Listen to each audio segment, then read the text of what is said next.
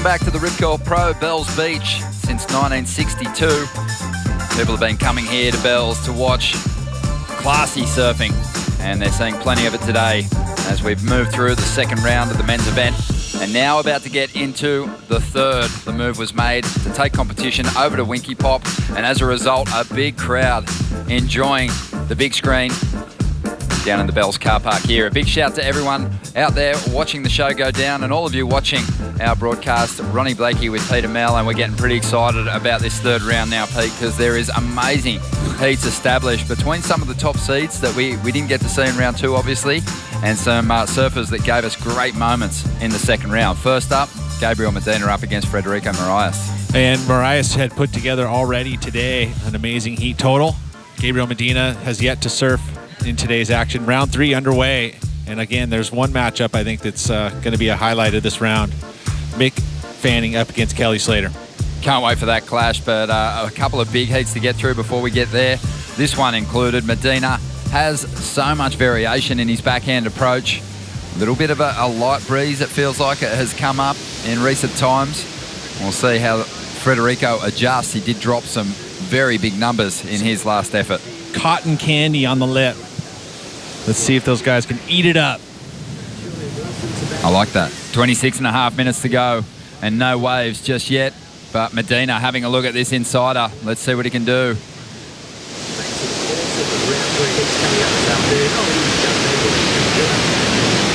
Well, what is this? Not going to generate much of a score out of that, but no. He gets himself down the line. It feels like it's a positioning thing. Big time. But in that positioning, he didn't let his hands leave the rail, so tactically very smart, because priority won't go Fred's way, even though he rode that way for a great distance. Kid's got a smart head on his shoulders. Knows how to play by the rules. Barton Lynch watching very closely, and Barton, these guys are pushing each other really deep up the point here at Winky. Yes, well, we know Gabriel always wants that inside and hates to give it up, but he's kind of got that old school influence as well from Richard the Dog Marsh, and Doggo knows how important that inside is. So both guys fighting for that period of time until Gabriel gave up and relented, which is kind of unlike him, because in the past, hold on, he's on the move now too. He's going, hey, I might just double back. This isn't like me. So, it's on again. But in the end, when you're against someone of Gabriel's talent and nature, and you're a young guy coming on tour, you want to set your place. You want to show some authority. You want to let them know you can't be walked over, and you're not going to just innocently give them that inside position and consequently give them an advantage, because that inside position, no matter which way you skin it, is an advantage. Whether you capitalise on that advantage or not is determined by time and what transpires. But in the end, it is an advantage, and you can see Federico, he knows, mate. He's keeping that inside. Gabriel's tempted to go again, but he knows they're going to take each other out of position. And interesting to see him not choose to even stand up and ride that first one. Here they're both making their way down. Look at Gabriel. He's going to the inside now. He's going to go to the inside of Federico. Oh, it's cat and mouse. They're on top of each other, and no one got the benefit of it. And that here they go again. Look, they're going at it. A little old school cat and mouse, Potts. You and I have done exactly that, I'm sure, on the odd occasion in the past. That was awesome. It's still awesome. I mean, again, this is a situation where I believe that, the head judge will be looking at that situation going, hey, you guys are out of position. You won't be given a restart for this. Well, the surfers getting word now that there won't be a restart because of their deep positioning here at Winky Pop. A lot of scoring opportunity has gone begging down the line. So they're going to have to scrap it out with the 24 minutes remaining on the clock here. And it looks like that's what we're going to have, a nice scrappy battle. And that's exactly what I think that Federico knows, and that's Richard Marshall. It's like, hey, let's play a little bit inside of Gabriel's head. And, knowing that he's going to want that inside. Don't concede it. Don't give away that power. Let's just fight it out. Let it unfold. You know what? Stick to your guns. I mean, look at where they are. Amazing. So looking from Bells, looking from this angle, typically the competitors have been sitting about in line with the buoy or the buoy, Pete, as you would call it. Whatever you want to call it here. This is your home country. Thank you. It's to the left. It's a buoy or a buoy. But they are sitting particularly deep at this stage of the game. It's an interesting battle. We've said it before, Medina, he's lost heats before by being too competitive sometimes instead of just worrying about his surfing. Do you recall the year that him and Kolohe basically paddled, almost out of sight at Chopo? They went around the reef. Like, there was no way they were not going to go on a wave and actually do it. But they just paddled forever. And that's that kind of thing. You just, you don't concede. And still, Frederico's not bowing down whatsoever to that inside position. Medina got a round 1 win. He had a pretty decent performance in the first round. Seemed like he cruised his way to victory, though. A heat score total of 15.01. Federico Moraes. He tripped up in the first round, but made up for it with a huge second round showing. 17.94. His heat score total against Miguel Pupo, who also had an excellent number. 25 years of age, a super confident competitor, not going to back down. So the more experienced Gabriel Medina here. Who do you like for the victory in this heat though, Pete? It's one of the better matchups for a goofy footer and a regular footer we've seen. Yeah, by the earlier performance, I'd say Federico, but we haven't seen Gabriel in these conditions yet. But I expect Gabriel to put up some big numbers. I would have to put right now the money on the top seed. We haven't seen 100% from Gabriel Medina this season yet. Obviously he had that injury and was still got a pretty good result on the Gold Coast. But I feel like this conditions right here for his backhand, we saw Wiggly put it together. The backhand, you can showcase that fan of water so easily here. We'll see. I like what Federico's doing here, though. Just over 21 minutes remaining. Barton Lynch, your thoughts on what's unfolding there at the moment, and what would be your tactic in this situation with now almost 9 minutes gone? Well, if I'm going to go and I'm going to get engaged in a situation like this, I'm going to win one way or another. I'm not going to sit there in a subservient position 20 feet to your outside and let you hold my inside and both be out of position. If I'm going to give up, I'm going to give up and go and paddle and position for the waves only. Give you no energy, not allow you to influence my positioning because you're holding that inside. I know you're gonna. But so I think that at a point, Gabriel holding on to this is it's burning time. But when the wave comes, Federico's still got the advantage. So if I was Gabriel, I would just paddle back to the actual position for the waves, which is 50, 75 metres maybe down to our left watching the ocean, and position for the waves and forget him and not give him your energy, because I think that's part of this sort of tactic as well, is to take the guy's focus off his surfing and put it onto the hassle, put it into you. And I think that what he's doing here when he does that is it's taking away from your performance. And here goes Gabriel now. He's doing exactly what I was just talking about. He's heading down to position for the waves. Federico will tag him back most probably, but that doesn't matter. At least you're in the right position rather than having someone have your inside in the wrong position. Well, Federico is up, took off really deep here and racing down the line, has some speed, and he actually concedes, so Medina gets that priority. So that just kind of worked out really well for Gabriel. And now he's getting down the line back to the real takeoff zone.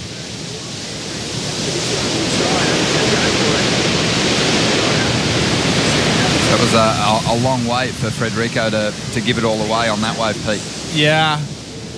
And, that's where it's funny. You want to concede sometimes early. If you're going to battle each other and all of a sudden you just realize that that's going to be the case, maybe you move away.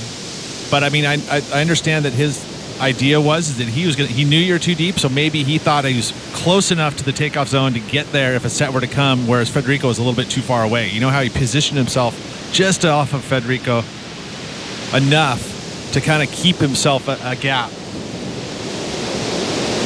But it is a big waste of time, and a slow heat, all of a sudden you're going to be in the situation where you're going to be pressured, to only have maybe 2 chances rather than 3 or 4. Well, Medina scratching his head, wondering what's going on. 19 minutes to go and still no wave ridden for Gabriel. He's going to be patient now. He's going to try and connect with one of those quality set waves. It's been pulsing. It's been super consistent throughout the last few heats. but it definitely feels like it's quieting down a little bit at the moment. You remember there was a period yesterday that did the same thing, where it was a tide shift right about this afternoon time where it did allow the consistency to kind of wane for a bit. But you remember when the women took the water right there in the evening, it started pulsing once again. So hopefully we'll have that scenario. Swell really isn't supposed to back down too much through tomorrow. So I would expect there to be plenty of waves on tap. It'll just be periods where we'll have, 20 minutes where it'll be kind of slow. Bit of movement here at the moment. No major swell lines rolling our way at this stage, though. Some set at bells. That's your indicator.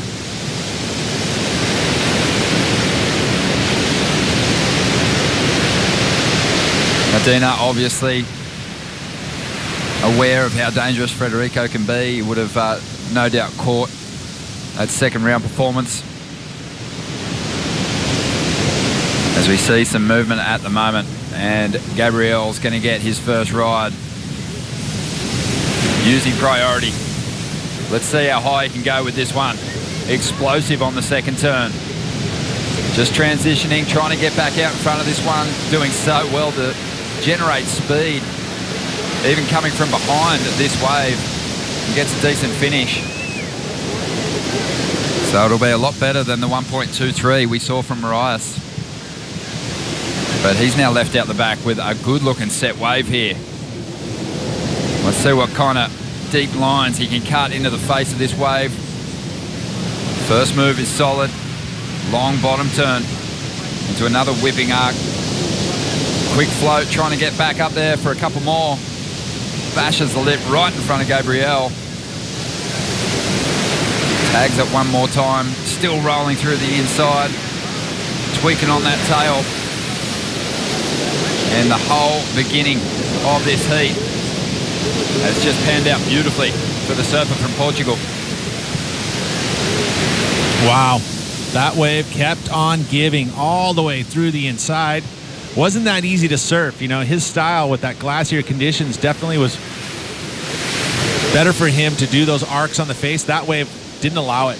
It had that cotton candy on the lip. So he was attacking the lip. It was always there to hit. But I think it unfortunately kind of took away from the variety that he was able to bring to the table there. But he tagged it, 6 times? So that's, again, a lot of maneuvers packed into a nice size set wave. This was nice from Gabriel, though. You see how he got that rhythm? Pumps there, accelerates off the bottom. Float, kind of combo. Again, more of the transition move. And then there, hammers it. Smaller wave, but he did pack in the moves as well. Almost half the size, you'd have to say, as we see the replay now of Fred's wave. And it was interesting because when Gabriel took off on that wave, you saw this wave kind of sitting out the back, and he pulled the trigger. So there, somehow was able to climb back up the lip. You see his fins almost disengage, but he kept it together and then gets around the corner, and this wave still, usually it closes out at this point, but this one kept on giving. Really difficult to ride right there with all that bump and chop in the face, though. But now that I watch what happened out on the outside, I would say that outside section definitely capitalized. I mean, look, much bigger wave. This is where that variety was, gave him that ability. A little cleaner on the face out in the outside section. Once again, the 2 big open snaps, which we've seen his forte right here. Skipping, somehow keeps it together. Knew that he had to get up on the lip to project down the line, and actually got a maneuver in that transition, which is exactly what he needed to do. And then it just opened up right there, all the way down the line. A big number dropping for Federico, an 8.77 as he motors back out to the takeoff zone. Medina, it always blows my mind just how good the world's best surfers are at letting really good waves just roll by. Wave selection is such a big part, obviously, of the game, but you can be out there. Obviously, a lot of good waves have already rolled through at the start of this heat. It took a long time for these guys to get into position. But Medina, after the long wait, he just looked a little anxious in making that call on the wave. Maybe just that slow start kind of getting to him. And I swear I saw Federico almost smiling over his shoulder because once Gabby committed to that ride, he paddled over and just went, oh, perfect. thank you. I appreciate that. But also, I don't think you want to let your rival check a wave out without sort of pushing them to make a decision if you don't have priority. And Federico kind of, even if he didn't want that wave, he had enough of a look at it that Gabriel pulled the trigger, and that's what set up the next wave for him. It's a big learning curve there too, and he learned quickly. You know, I think that's Richard Marsh identifying those types of scenarios and going, hey, you don't have priority, make the surfer with priority commit to a wave. Do it whatever you can. You know, if it's a smile, a smirk, not looking at somebody. I mean, what do you generally look at when the surfer's kind of interested in a wave? You know, you got to look that part. A little bit of acting involved here, huh? I don't think there's a stop Go to on the Hollywood championship tour where Medina hasn't cracked the quarterfinals, Pete. He's had a quarterfinal finish here before, but generally speaking, this is a pretty rough stop for Medina. He's had a lot of round 3 exits here, and he's in danger of falling out of the mix if he doesn't keep on pace with the surfer from Portugal. Needs just a 4.01 at this stage of the game, but we did see Marias in his round 2 heat drop some big numbers as well, so he's capable of really backing this thing up well. Just over 11 minutes to go. Barton Lynch just super interested and intrigued by the start of this heat, BL. You love a good scrap at the beginning of an exchange.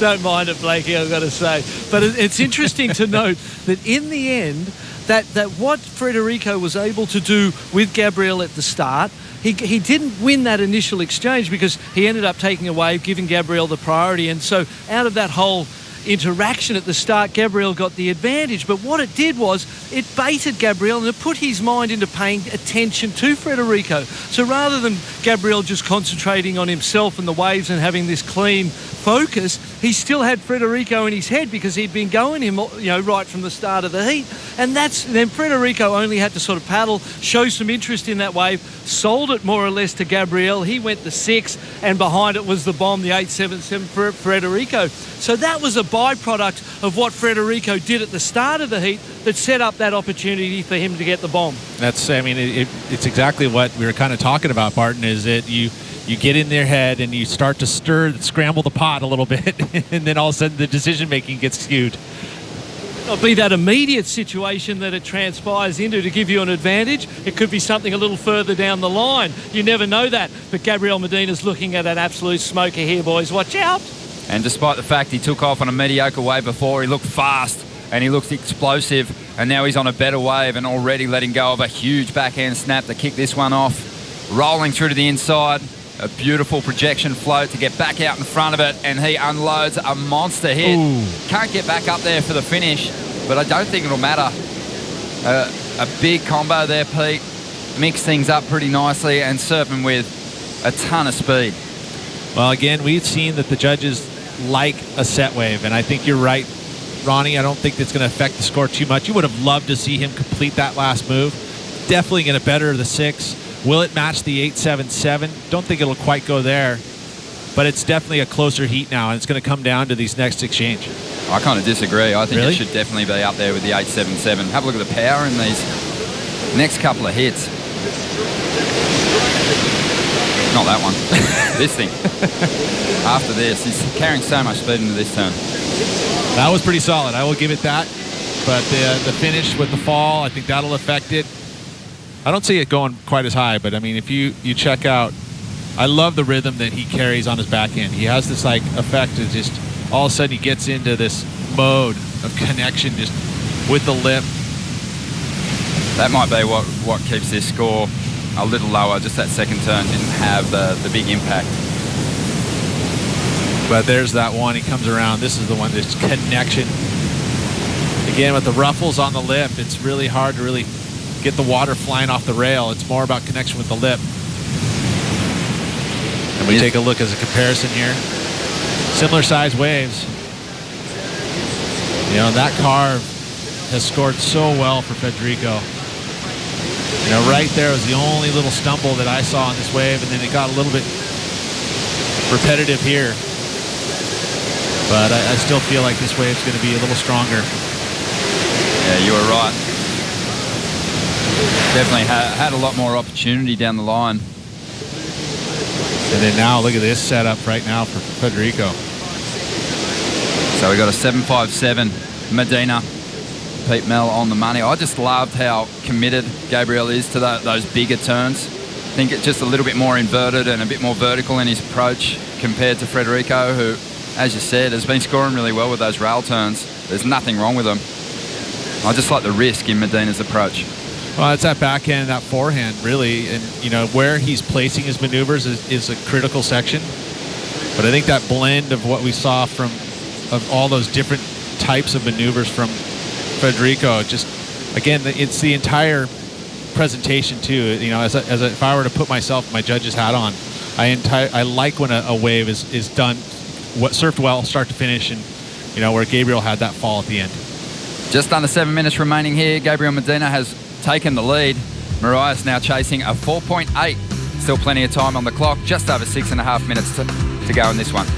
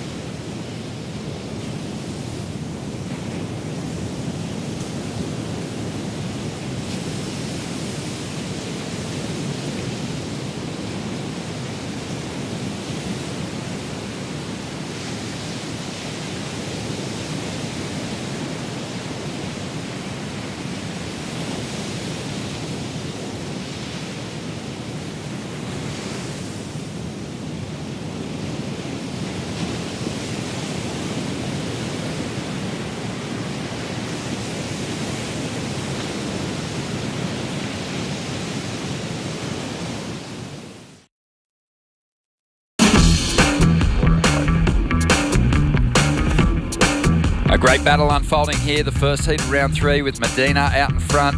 Mariah, though, with the single highest score. And looking back on the replays of that last exchange, a very close one. You know, great to break it down this heat, Pete, because we've got a regular footer out there laying down some deep tracks. Medina, a bit more of that vertical approach on the backhand. And both these guys fetching solid scores. Medina maybe just losing some scoring opportunity at the end of his last ride. Taking a fall, not quite getting the finish that he liked. Well, you know, it's a 1.2 differentiate, which, you know, at this level is a pretty good gap. You know, and if he completed that last move, it becomes you know, does it go 8.5, you know, and then all of a sudden we're pretty much even Steven. And it'll come down to the second score. You know, at this point, that 1.2 differentiation is it's where Federico only needs a 5, really. A 4.8 is what he needs. But that clock, you know, we're past the 5-minute warning, and we saw the beginning of this heat. There, you know, I don't know how many scoring waves went moving down the way, but it didn't seem like there was a ton of sets. Both these guys so capable of processing pressure and turning it into, I think, performance. You know, some people crumble when they find themselves against the ropes. We saw Miguel Pupo in that round 2 heat with Federico apply some pressure, scoring a 9-point ride of his own to break combination. And as soon as he did that, Fred took off on his next wave and really dug in and almost put it out of reach of Miguel. We'll see if he's able to do that here. Gabriel Medina, well, he's so deadly. Whether he's got priority or not, we know that he's capable of turning a heat with a single move. But the combinations that have really been paying off big time for the competitors over at Winky today. Well, the waves have been just asking for it. You know, we haven't seen a whole lot of aerial attempts. You know, the other day, it seems that the fuller tide and a little bit more swell, that it takes away a little bit of those opportunities. And the big scores have really been coming from those big, massive turns. Bit of a recap. It was a very slow start. These guys pushed each other so deep down the up the point, I should say, Pete. You love that extended, accelerated bottom turn from Gabriel Medina. Then the rhythm just bang, bang, gets himself down the line. There was a bit of a swivel just at that bottom turn, but that's allowed him to get around that section and finish it with 2 more hits. And this was the first exchange, and it definitely went Federico's way. You know, Gabriel ended up with priority, and then he sold him on that 6 and got this one, which turned into an 8.77 with arcs like that right in front of Gabriel. He would have seen the earlier turns there. You know, that maneuver, I think that, you know, if he were to clean it up, it would just be one big move, not the swivel off the top.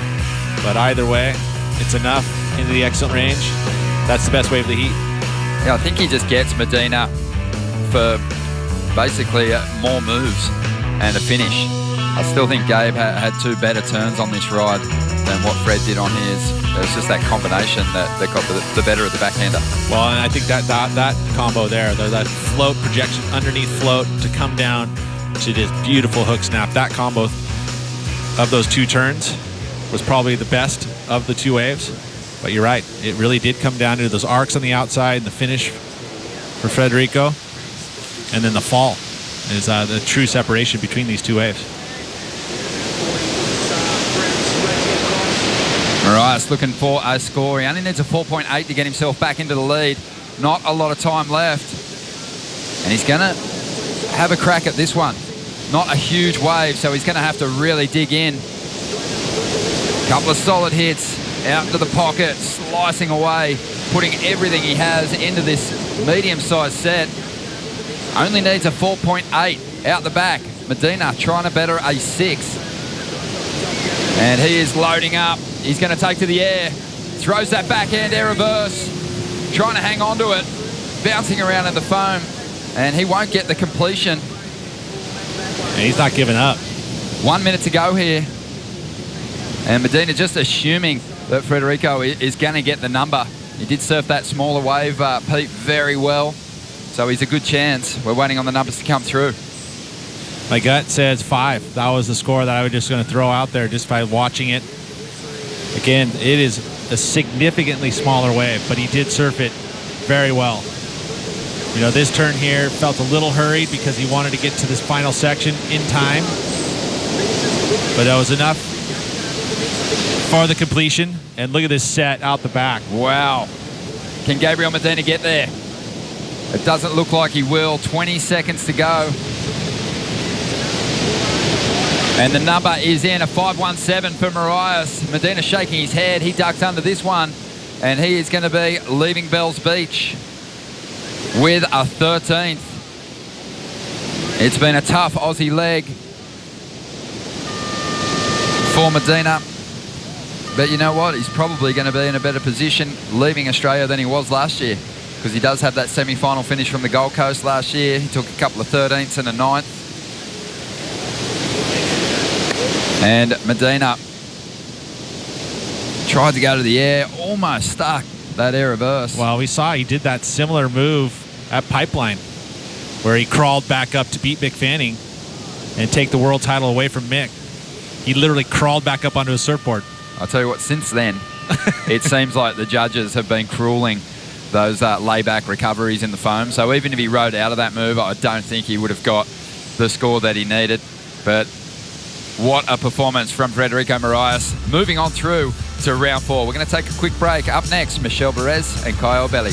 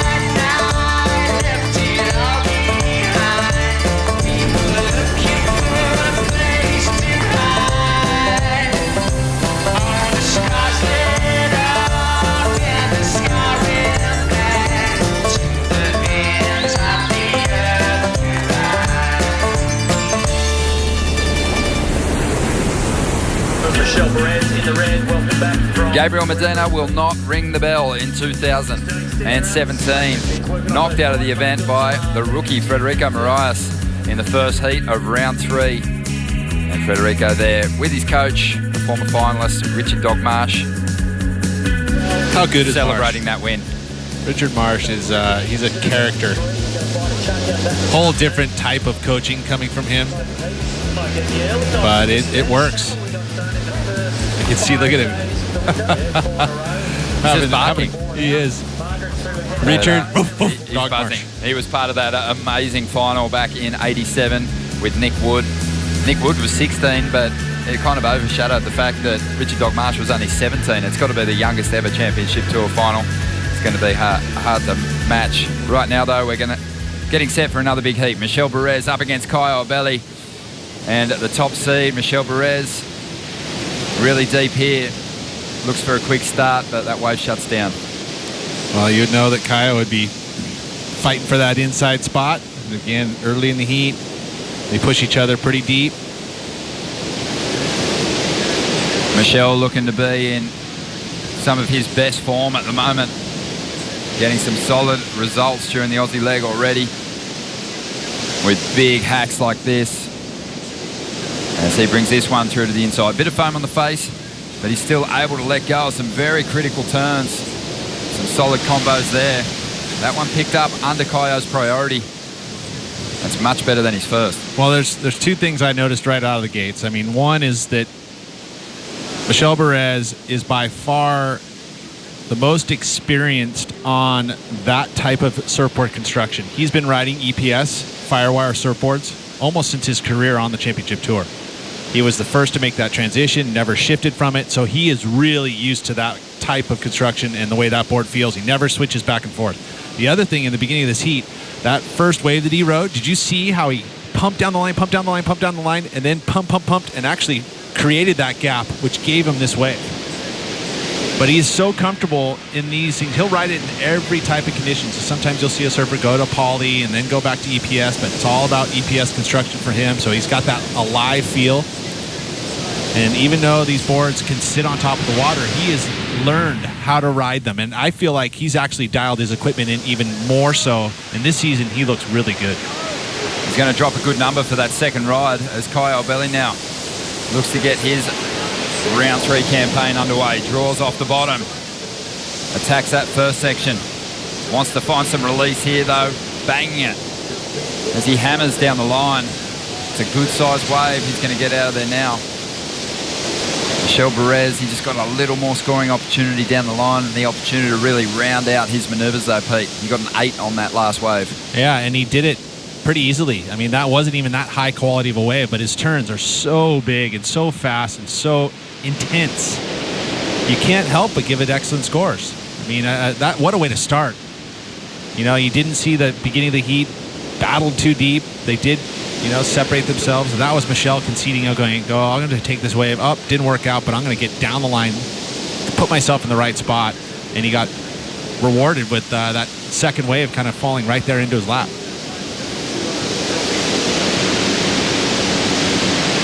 Had a slip up on the Gold Coast. Michelle Perez, round 2 lost there, but surfed incredibly well over at Margaret's. This event has been a bit of a stumbling block for him in years past, but last year he collected a quarterfinal here. I mean, if you look at all of his, I mean, he's well-rounded. In one of the places that you would think that he'd be one of the best, Tahiti and Fiji are probably his hardest events, considering where he grew up and the amount of time he spent over those reefs. He really hasn't been able to produce at Chopo or even Fiji. Kai Obelli dropped a 7.07 on his first wave, so looks like we've got another big heat on our hands here. Kaio early in his heat before, he dial-a-bomb. That guy was on so many good waves in his last heat. 23 years of age. You see how he stopped there? Make sure that he heard the score. That was from the beach marshal or beach commentators giving the information out there. Even with the setup here, the amphitheater, it can be challenging when you're paddling. You're feeling the wind against your ears. It can be tough to hear everything. But he is so in tune.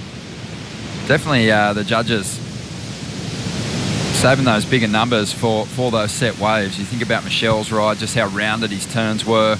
He looked like, you know, he was really flowing beautifully through that wave. Great combinations. And Kaio, you know, surfed with a lot of speed, but he was almost chasing the wave with his approach. Had a kind of a down the line flow happening. Never really saw his board redirect back towards the pocket of the wave. But less than a point separating those two numbers. Yeah, I felt like there could have been a little bigger gap. I think Kaio, again, a bit more separation. But yeah, it's where that set, right? They're giving a lot of emphasis on those bigger waves. And if you're gonna do that, at least stay consistent across the board and keep rewarding those bigger set waves. Just over 21 minutes remaining, Pete. Last year, Matt Wilkinson, big breakthrough result. This event had been dominated by surfers that just have a lot of Bells experience over the years. Do you think we're going to see a new winner on the podium this season, or do you think it's going to be kind of one of those familiar names, Fanning, Parkinson, Slater, De Souza? Trying to digest your question, not trying to ignore it. Just in regards to, you know, who would you put in you know, a list of new winners?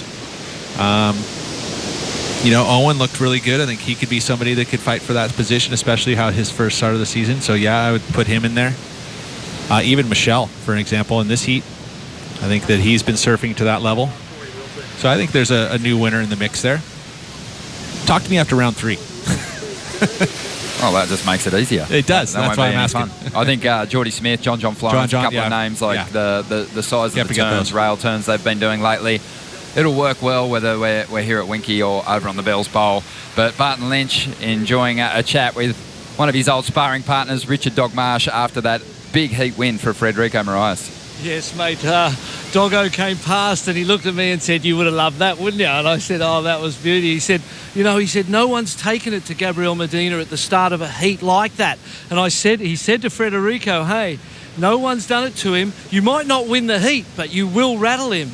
And it was Frederico's decision. He went, "Yeah, okay, I'm going to do it." And he said, "Well, if you do it right. Don't look at your watch and do it until he cracks." And consequently, that's what went down. So sick. Here we go, up and riding on the outside, boys. Well, what great insight from Richard Dogmarsh there and Barton Lynch. Great to have him picking up those nuggets as we see Michelle Perez looking for a solid backup score and just racing down the line here. So much speed. Just love that alive feeling he has on this equipment, just tweaking that float, that foam climb. That was some finesse. To be able to, that section was way late. When he had to climb it, so you have to unweight. You have to glide up it. It's almost super tentative. And then once you see that there's some area of pressured water, that's when you kind of connect your board. That gives you that friction to kind of jump back off. There's a perfectly timed moment when you're able to do that. You have to look at that section and you have to glide up the foam, find the water that's actually falling down, which has a little bit of pressure. The foam is not going to give you the pressure. There might be sections within it. And this last section, watch, he has to pump. This is the float, but here, and it's already crumbling. He'll climb it and then find the water. Then he'll push his board back over the top. And that's when he applies the pressure to get the board to react the opposite direction. Won't be a big score, but he's going to pad his 8. Definitely a reasonable backup. And it will leave Kaio chasing a pretty decent number. A 6.33 for Perez. And now the Brazilian looking for a 7.27 to get himself into the lead. Looks like you can see some swell lines. Look where he's stacked sitting. Out to sea there. I mean, he has positioned himself pretty far out. Wants the sets.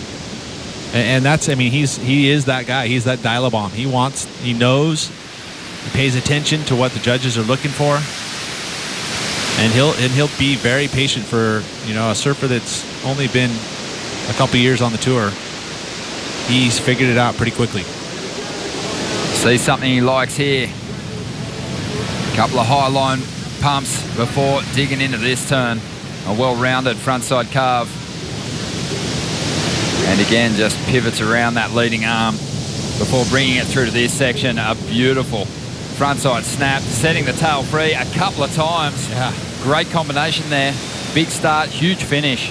Should score well. I feel like this is going to be the best wave of the heat. And the reason why is that he was able to go straight up. And all of those moves, he was actually able to commit the board back into the pocket, those two arcs outside, then the vertical slam where he drifts the fins.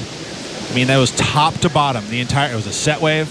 All of those elements that have been scoring big. It feels like this has been done. Not a huge set wave, but it's perfect size because it actually stayed open the entire way. But see how he gets his board all the way back into the pocket, and he does it twice. The second one, that time he was a little higher up in the arc, and then it starts to open up for him, and he goes vertical, drifts, and then again, vertical. And that's so hard to do. When you get that nose pointed straight up, challenging. So here's that first section again, as he just carves through all that little chop there, looks it's nice and smooth, gets the board back into the pocket, does it twice here. This second one, he does it higher up in the wave. A little slower in the speed, so he has that ability to do that arc tighter in the arc, up top of the wave, and then there, connects with the lip, drifts the fins. And that vertical approach, so difficult to do. Does it twice on the back end, bang! Full connection. Well, one of the best finishes we've seen today, and well rewarded. A 9.13. That Xanadu looking very sharp under Kaio's feet. Even from the earlier round, surfing really fast. Well, let's see how Michelle responds now. Looking for an 8.21 to get himself back in front. Just burying that board under the lip. And there's a big extended carve from the Tahitian. Jeez. And he's unloading. So really stepping things up here. Oh, man. What a heat. I'm not sure you'd call that last move complete. No. It's a bit of an error, but I still feel like there was enough done there to probably get himself back in the lead. How good's Bells? I know, Waves it's have good. been firing all day. Winky delivering too. Just under 15 minutes to go. We've got a great heat on our hands. Michelle getting a lot of work done before the fall at the end of this ride. This wave a little smoother. You know, it's moved in on the reef. And that turn there gets ultra extended. Big, powerful arcs. He accentuates every turn. It just feels big. And then here, just a bit of a mistake by not pulling and riding this one out. But I feel like it's just going to be enough. I mean, that layback snap, you know, he had the bump kind of, you would like to see him keep his body above the water there, just so you don't have that slowdown. So you carve all the way through it. But he makes up for it with a big, open, extended snap.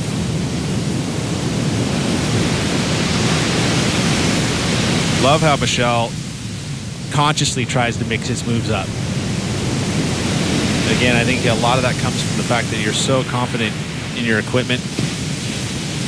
Like I said, super experienced on those EPS designs, so he's able to kind of refine the equipment to match what the materials are by being built by it. Well, he just dropped an 8.1, not enough to take him into the lead.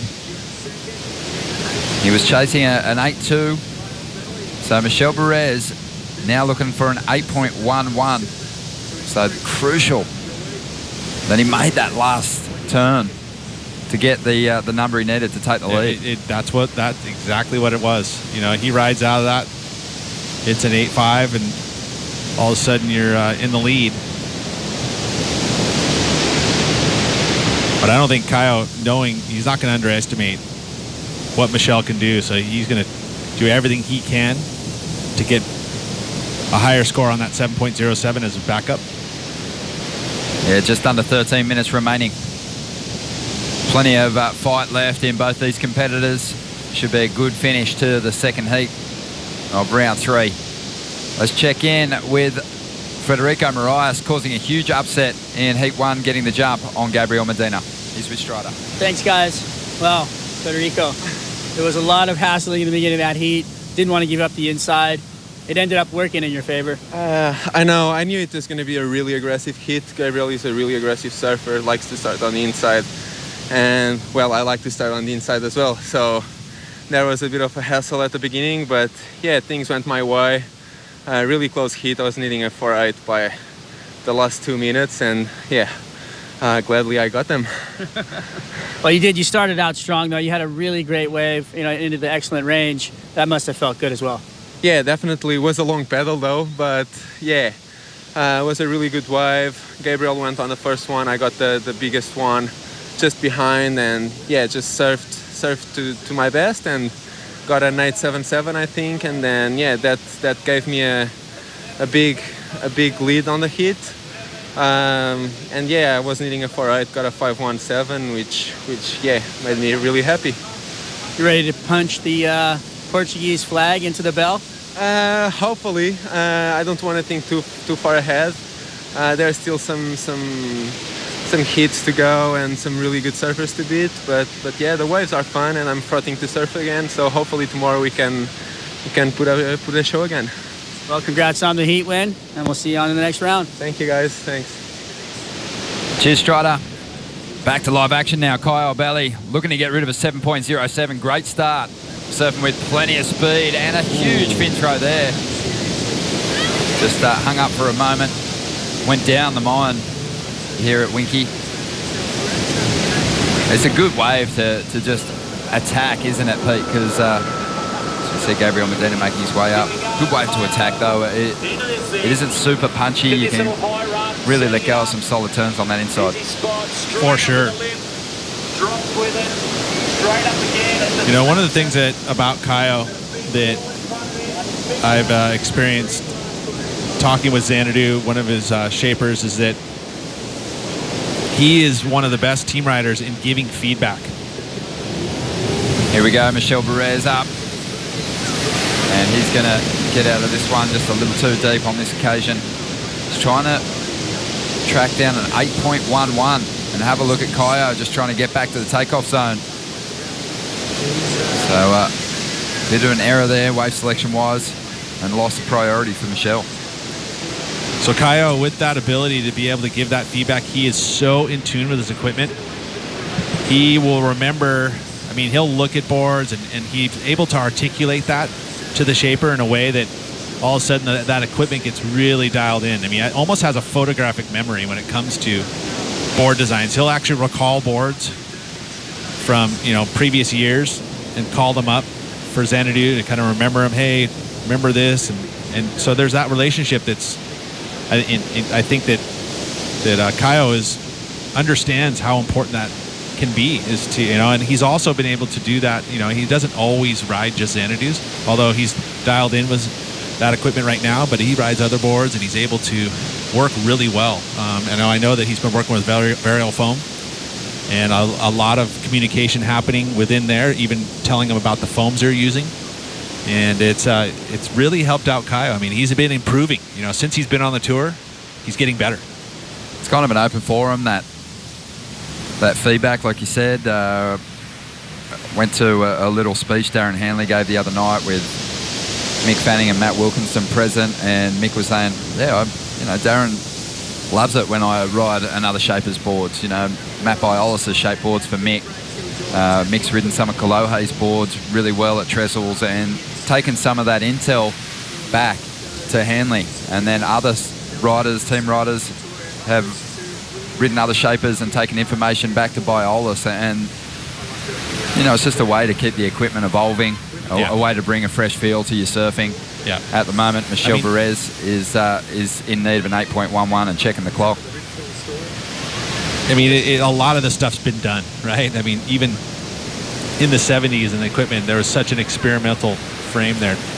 An example, even in the 80s when you see the thruster introduced, that design is one of those designs that really hasn't changed much. And you wonder, there was this measurement that Simon put on these boards between, the separation of the cluster of the fins, and it's been kind of unchanged for many, many years. Guys have kind of tried to stretch the cluster out, meaning that the back fin, how far away is that from the front fins? You could separate that by an inch 2 inches, and it's going to change the design. You know, and it generally, there's this certain measurement that kind of has magical measurement that's worked, you know, and you can subtly change them here and there. And I think there is some secrets from some of the shapers about that. You don't necessarily look at a board and go, oh, whoa, the back fin's back a 1/4 inch, you know, but you can make these subtle little changes on design and change the way a board feels. Well, just over 7 minutes remaining here, and Kai O'Belly leading this heat. Michelle Perez chasing an 8.11. This man coming up next, Owen Wright taking on Beat Durbridge. I love doing the trouble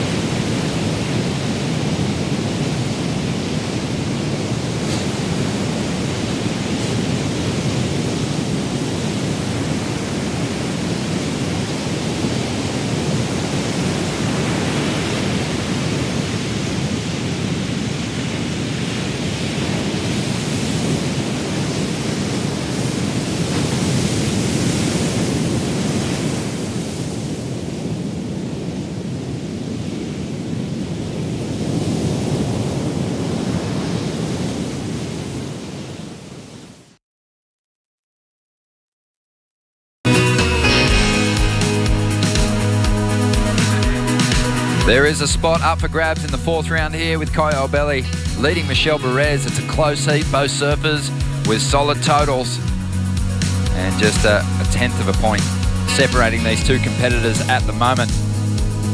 Michelle Perez is chasing an 8.11 at this stage of the game and making a move, having this one. But Kai O'Belly utilising his priority and hammering down the line. He's been surfing with so much speed, and he is going to dig into a beautiful big hack. Just almost lost his back foot there for a moment. Saved it though. And now adding some real points on the inside, trying to get rid of a 7.9. Last second decision to make that call. Sorry, he just dropped the 7.9. He was trying to get rid of a 7.07. But didn't he recover well after almost losing that first turn? Saw that in his earlier heat too, where he just goes all the way to the very edge before the board starts to release, and he knows that, and he almost anticipates it and stays in control. I like it. On the Bells Bowl earlier today, we saw him leaning over so hard and putting so much into that turn that he actually skipped out of the water. But he stayed on his board. On that occasion, pushing so hard, his back leg almost looked like it buckled.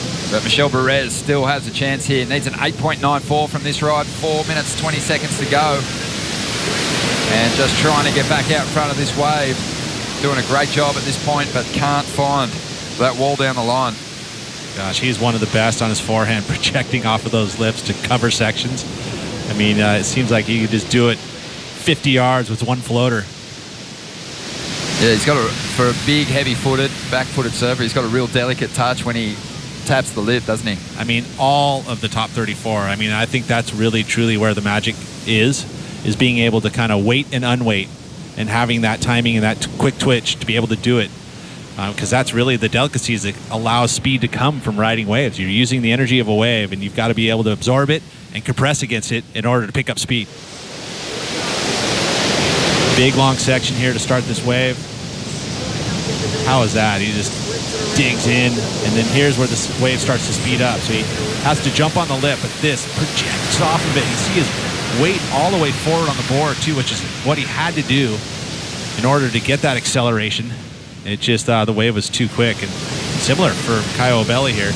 This is where he goes on edge. I mean, look how fast he's going. He lays it over. And, just that little skip. He almost breaks down in order to absorb so it doesn't break free and he goes down and falls. Nice redirect there, and he's solid finish. And that's what he needed to do to really complete this ride. It does better his situation. It puts Michelle in a much tougher spot, needing, almost a 9. Or he does need a 9. Well, Kaya getting back to the takeoff zone now, just signaling that he wants to get that nod for priority. He's like, hello. I'm here. I'm at the takeoff spot. Or is he? 2.5 yet. minutes remaining here. Nice line approaching. Kaio's got priority. That disc has been flipped. And Abeli now again racing. Love how much speed he's generating before going into these first turns. Huge frontside double grab. Can't stick it. That was wild. It looked like everything was right. Landed right in the transition, right on the top of the roof, but it was just probably a few inches off and a little too far out the back. Let's take a look where he lands. And then when the lips got 3 or 4 little chunks on it, you got to pick the right chunk to launch off of, which is what he does. Boom, gets the double grab, releases, moves everything forward. Yes, he didn't get quite that 6 inches. He's over towards the beach more. He lands on that transition, rides out it with speed. But that's that delicateness of that pop. You want to get high, or else it looks weird if you're not going to get the amplitude. But that you risk getting pushed out the back. Kaio Abeli, you look at him on paper, that matchup with Michel Perez, you're thinking he's going to need these airs. But the evolution of this surfer, this young Brazilian, his second year on the championship tour, is clearly evident. He's out surfing Michel Perez on the rail at the moment.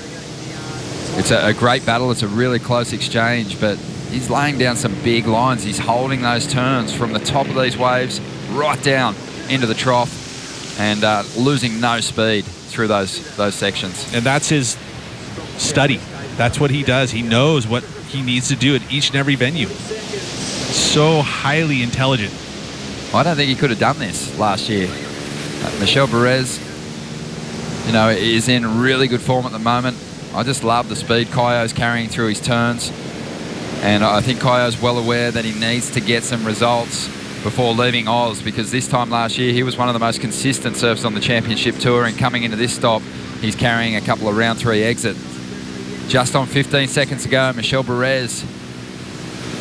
Could see the frustration there from Michel. He surfed a good heat. I mean, you put 16 points up, be satisfied. It's just such a bummer when it comes down to that first exchange, really, or the second exchange, sorry, where the 913. Well, a very close heat. More big numbers dropping here in the third round. And so many big heats coming your way. Up next, Owen Wright, who kicked off the year with a win on the Gold Coast, will be taking on Beat Durbidge. But there it is, a 17.03 heat score total for Kaio Abeli. He's having a good Easter Sunday here at Winky Pop. We'll be back with Kaipo and Martin Potter in just a moment to call the action for Heat 3.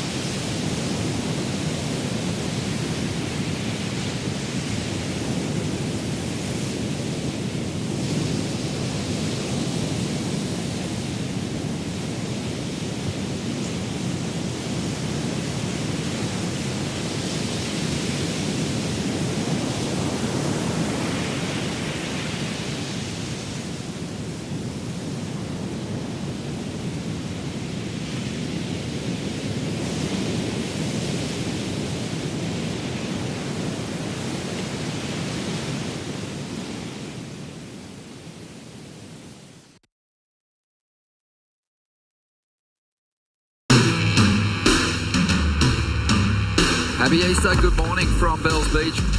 And it is a beautiful morning with great conditions. People are just shoulder to shoulder. What else would you want to do on Easter Sunday? Jordy Smith looking very focused, has some speed, drives up into the face. The 29-year-old looking sharp. Joel Parkinson up, and there is a huge red hack. Seabass must be stoked for a little last-minute win there on that exchange. Lion. Smashes off the top.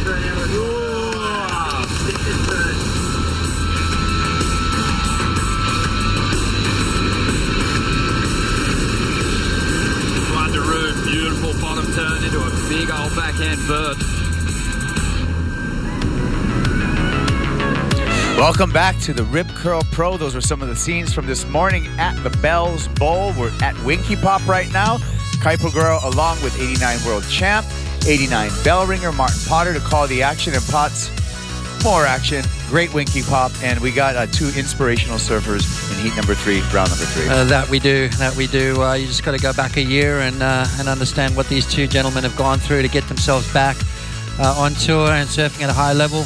Owen Wright obviously sustaining that injury at Pipeline as well as Bede, and both guys back surfing incredibly well.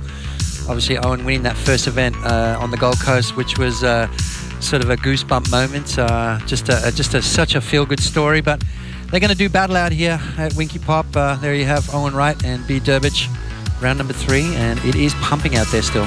It's on, and it's going to be another one of those contrast of styles. Goofy foot, Owen Wright with his back to the Winky Pop walls, and Bede Durbridge is going to take care of the Winky Pop with some of the hard rail work that we're used to seeing from Bede Durbridge, former number 2 in the world.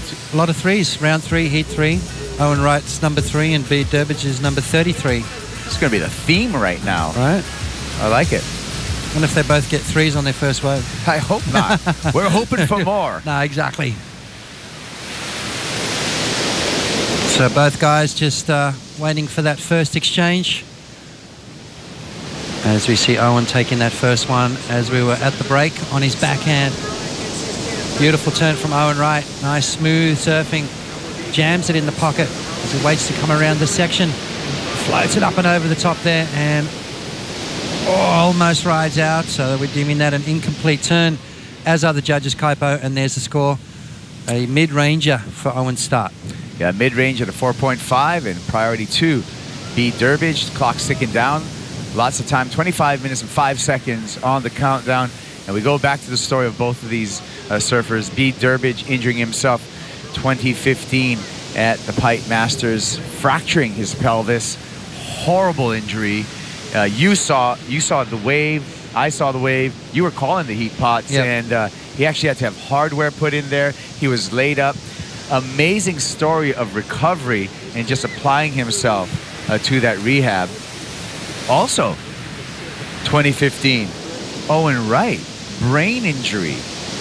That kind of stuff is the big mystery on how to recover from that.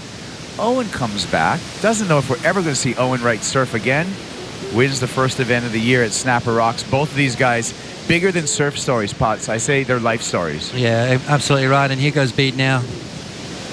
Big Bede Durbridge, hooking off the top there, coming around, pumping off the bottom, and throwing more spray. Looking good so far, building up some momentum. Tags the lip for a 3rd time. Hooks all the way around, showing good flow, and then straightens out. So some nice surfing from Bede Durbridge. Right behind him, Owen Wright taking a look at this wave.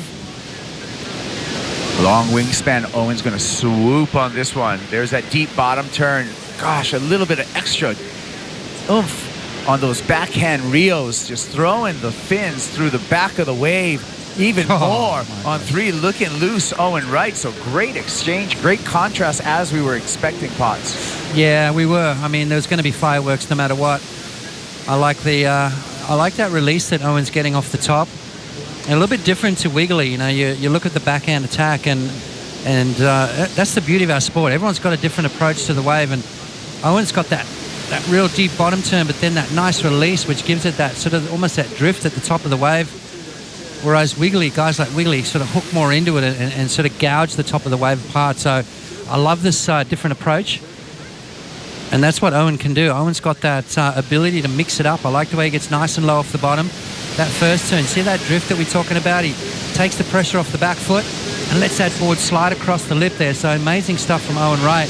And again, just tweaks it all the way around. So 3 solid back-to-back maneuvers for the big fella as he bends like super crouched down and then unloads, releases that back foot, puts the pressure over the front, almost uses that front hand as well to give him that extra point of contact with the board, and then pumps off the bottom again, straight into that next turn. A little bit of lump and bump on the wave here this afternoon, but it is not hindering this guy at all as he draws off the bottom again. And this next turn is probably the best one of the wave. Gets that full rotation off the top, slides the tail right out, almost a full reverse, and then brings it back around. So Owen Wright off to a flying start. Just a quick wave of a 4.50, and then Bede answers with the first wave of the set using his priority. And we heard Barton Lynch talk about earlier in the day that the first wave of the set was better. I don't know if that's changed as the afternoon has progressed, but Owen Wright on a bigger set wave, Bede Durbridge, a different approach, just gouging into it, a little bit more rail, a little bit more sort of speed off the top, whereas Owen just that beautiful drifting motion off the top, which is super difficult to do. Yeah. Owen Wright with the lip glide there, and we're going to dive into the numbers here. A 7.5 for Bede Durbridge for his opener, an 8.77 second wave of Owen Wright, that we saw with those just backside disasters, if you want to call them, just lip gliding through there. We're going to look at the numbers on fantasy surfing. 23% have Owen Wright on their team, 22% have Bede Durbridge on their team, so very equally matched here. And then we're going to look at their heat-winning percentage, Potts. Again, super equally matched. 51.72% for Owen, a little bit over at 52% for Bede Durbridge. So right there, really even matchup for both the surfers. Another stat too, we talk about the threes. Owen Wright, number 3, Bede 33, round 3, heat 3. They've had 6 matchups, and it's 3 apiece. This is the tiebreaker. This is the tiebreaker. This is the tiebreaker. Thanks for tuning in. The numbers, right? 20 minutes and 30 seconds remaining. An amazing score from Owen Wright of an 8.77. Puts the pressure straight on Bede Durbridge. But Bede, he knows how to answer back. He's been in this position before. A 7.50. He's a very, very smart competitor. He's already had a heat out here this morning, so he's had that warm-up. But Owen Wright doesn't look like he's missed a beat at all. Yeah. Bede Durbridge, he's had great success here at Bell's. He's got a bell, not the big bell, but he's got the runner-up bell. He came up a runner-up in 2008 to Kelly Slater, Bede Durbridge, so really close to getting the big bell. He's still got a bell on his mantelpiece. You know he wants to go one more further. But as I said before, it's just great to see both these surfers back on the championship tour, Potts. Yeah, absolutely. I mean, both guys quite possibly career-ending injuries. Both guys lucky to really be even out in the water again, never mind competing at such a high level. It's just a testament to the warrior inside of them, to get themselves back to where they are right now. Owen Wright, first priority, and both surfers not going. Bede looks at the priority judge. Now, that could be a change, maybe. We're looking at the graphic, and they're making a call. Was that a block? Basically, if Owen showed intent, right, Potts, for that wave, then priority's going to switch, and it does. Yeah, I thought so. Switched to Bede Durbridge, so good eye. Martin Potter, he kind of faked him out a little bit, right? Well, Owen looking, saying, well, I didn't actually sort of make a move for that wave. They both kind of cruised same sort of direction. Owen wasn't even looking at Bede, so it wasn't like he was, trying to block, and he's asking the question. He's not happy. No, he's not happy. He's not happy with that call. I mean, he didn't actually paddle for the wave. They sort of both... I wonder if I could see that again, because that's... we'll have a look at that again and see... You can see Bede pulled back because he honestly thought Owen was going to go. But Owen didn't go. So maybe it's like Bede almost sold it as I don't know, man. Wow. Look at Owen. Now, okay. Yeah. Well, he sold the priority judge. He sold the priority judge. That's all you have to do. That's all you got to do. Smart. We told you this guy was smart, right? Let's look at this again. So Owen's not even looking at Bede. Bede pulls back because he thinks that Owen's going to go. I don't think Owen was maybe even thinking about going. He kind of had a bit of a look, didn't he? Here's a slow-mo. So they're both paddling, both going in the same direction. Bede is keeping a close eye on Owen. Owen starts to have a look at it. Yeah, that's a loss of priority right there for sure. That's that stroke right there showing the intent. Because I can guarantee you, Bede would have gone if he knew Owen wasn't going to go. Right. Well, there you go. I guess that's how you solve it. But and you know, Owen obviously upset with the call, but now as an athlete, we talk so much, Potts, about the mental aspect. You can't let this rattle him at all. He's got the lead. He's got an 8.77 and 4.5. See that one hand on the board as well? Right. That's almost like I'm not going to go. But I'm kind of going. But I'm kind of going. It's such a fine line, you know. Absolute fine line. But anyway, hey, Owen's got the 8.77. Bede's playing catch-up, so... Surf on. Let's get this thing back on and let's not let that rattle him too much. We've seen little situations like that really can frustrate a surfer. Not Owen, though. Owen's super calm. Nah. Super collected. I love the camera angles that we've got now. We can see right into the eyes of the competitors and see exactly what's going through their minds. And just as an update, you know, what's going on in the judges panel, we have a head judge, we have 5 judges scoring, we have a spotter spotting every single wave, and then we have a designated priority judge. And all that judge does is pay attention to paddles, positioning, and priority. That's his responsibility throughout the entire day. So we got a human being, and that's all they're focused on. So when we see a priority call, it's because that guy has spent all day. He knows every single rule in the World Surf League rule book, and he's paying attention. That's his job. Yep. Ian R3h1-4, he's a former Grandmaster World Champion surfer, so he's definitely, there he is down the bottom. Richie Porter is the head judge, and a very international panel of judges. And there's a very familiar name right there, Ben Dunn. He used to be on the World Tour. Yep. Former CT surfer. Dave Shipley, son of Jack Shipley, someone who is a legendary legend. I mean, from what I hear, Jack Shipley really kind of instigated this 1 through 10 point system that we still utilize today. Yep, and wasn't he part inventor of the Lightning Bolt brand with Jerry Lopez? In the Lightning Bolt camp with the dog and Jerry Lopez. Jack Shipley was just there. Yeah, he's a legend. Sure. And all those judges are keen, avid surfers and can surf pretty good, by the way. So, it's good to have them there. It's the best it's ever been. I mean, you know, I've been involved with the sport for a very long time, Kaipo. Started competing back in '81, and let me tell you, the judging has come a very long way. Long way, yeah. And as you say, avid surfers. Yeah. Any lay day here on the WSL staff.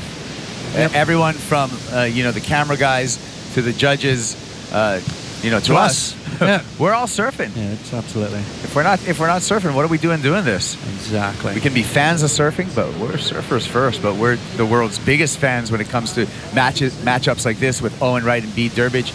Winky Pop taking a little bit of a breather right now, halfway through this heat. 14 minutes and 35 seconds on the countdown, and Owen Wright starts to troll the water. He's under priority, and he's going to make Bede Durbridge utilize his priority. Let's see what Durbo has. Hacks a turn off the top. Skating down the line, looking for more open face. Loads up off the bottom, throws the layback. Disconnection, incomplete, and the ball is now in Owen Wright's court with priority and the lead. And you can see the frustration. Again, those camera angles that we get. I love that because, Bede, he's had a few of those turns today already, Kaipo, and he's pulled them off. And he's dropped high scores on it, and that was a missed opportunity right there for Bede. Wanted to get himself back in the heat. He's only looking for a 5.78. Let's have a look. First turn, nice and clean. Important to get that good start. Look at the energy that Bede's traveling down the line with. Comes around the section and hooks into it. And what happened there was he was waiting for a little bit more resistance from the wave, and the board just kind of fell away from him, and you can see the frustration on his face, talking to himself, scolding himself. Scolding the board, scolding himself. Yeah. Everyone's getting a tongue lashing right now. Including that wave. But you know what? He's back out in the lineup, and we're back to that situation again where Owen's got the priority and sitting at the back with a single highest score. Bede looking for a 5.78 on that occasion. As we're waiting for Owen's answer back, we got Strider Wazalewski. He's down on the beach with the last heat winner, Kaio Ibeli. Thanks, guys. Well, Kaio, breaking the streak up here, having fun, making heats, looking good. Thank you. Yeah, finally made out of round 3, and yeah, super stoked. Yeah, the rigs are pretty amazing, and sharing the lineup with Michelle was sick, and we both had good opportunities, and yeah, stoked to make it through. It was definitely a great battle. You guys were going head to head. You know, you getting the better of it. Do you feel like you've turned a corner and your surfing is just elevated because of the challenge of a great surfer? Yeah, every time like surfing against those guys, like it's just you want to get better and better. And yeah, watching some of my heats last year, I try to just try to get better at surfing and try do my turns a little more cleaner, and that's what I've been working on. And yeah, it's just to be on tour, you never can rest and relax. You just gotta always try to surf and pre-surf and try to get better, because everyone's going just next level. You excited for either Bells or Winky to finish this thing off? Do you have a preference?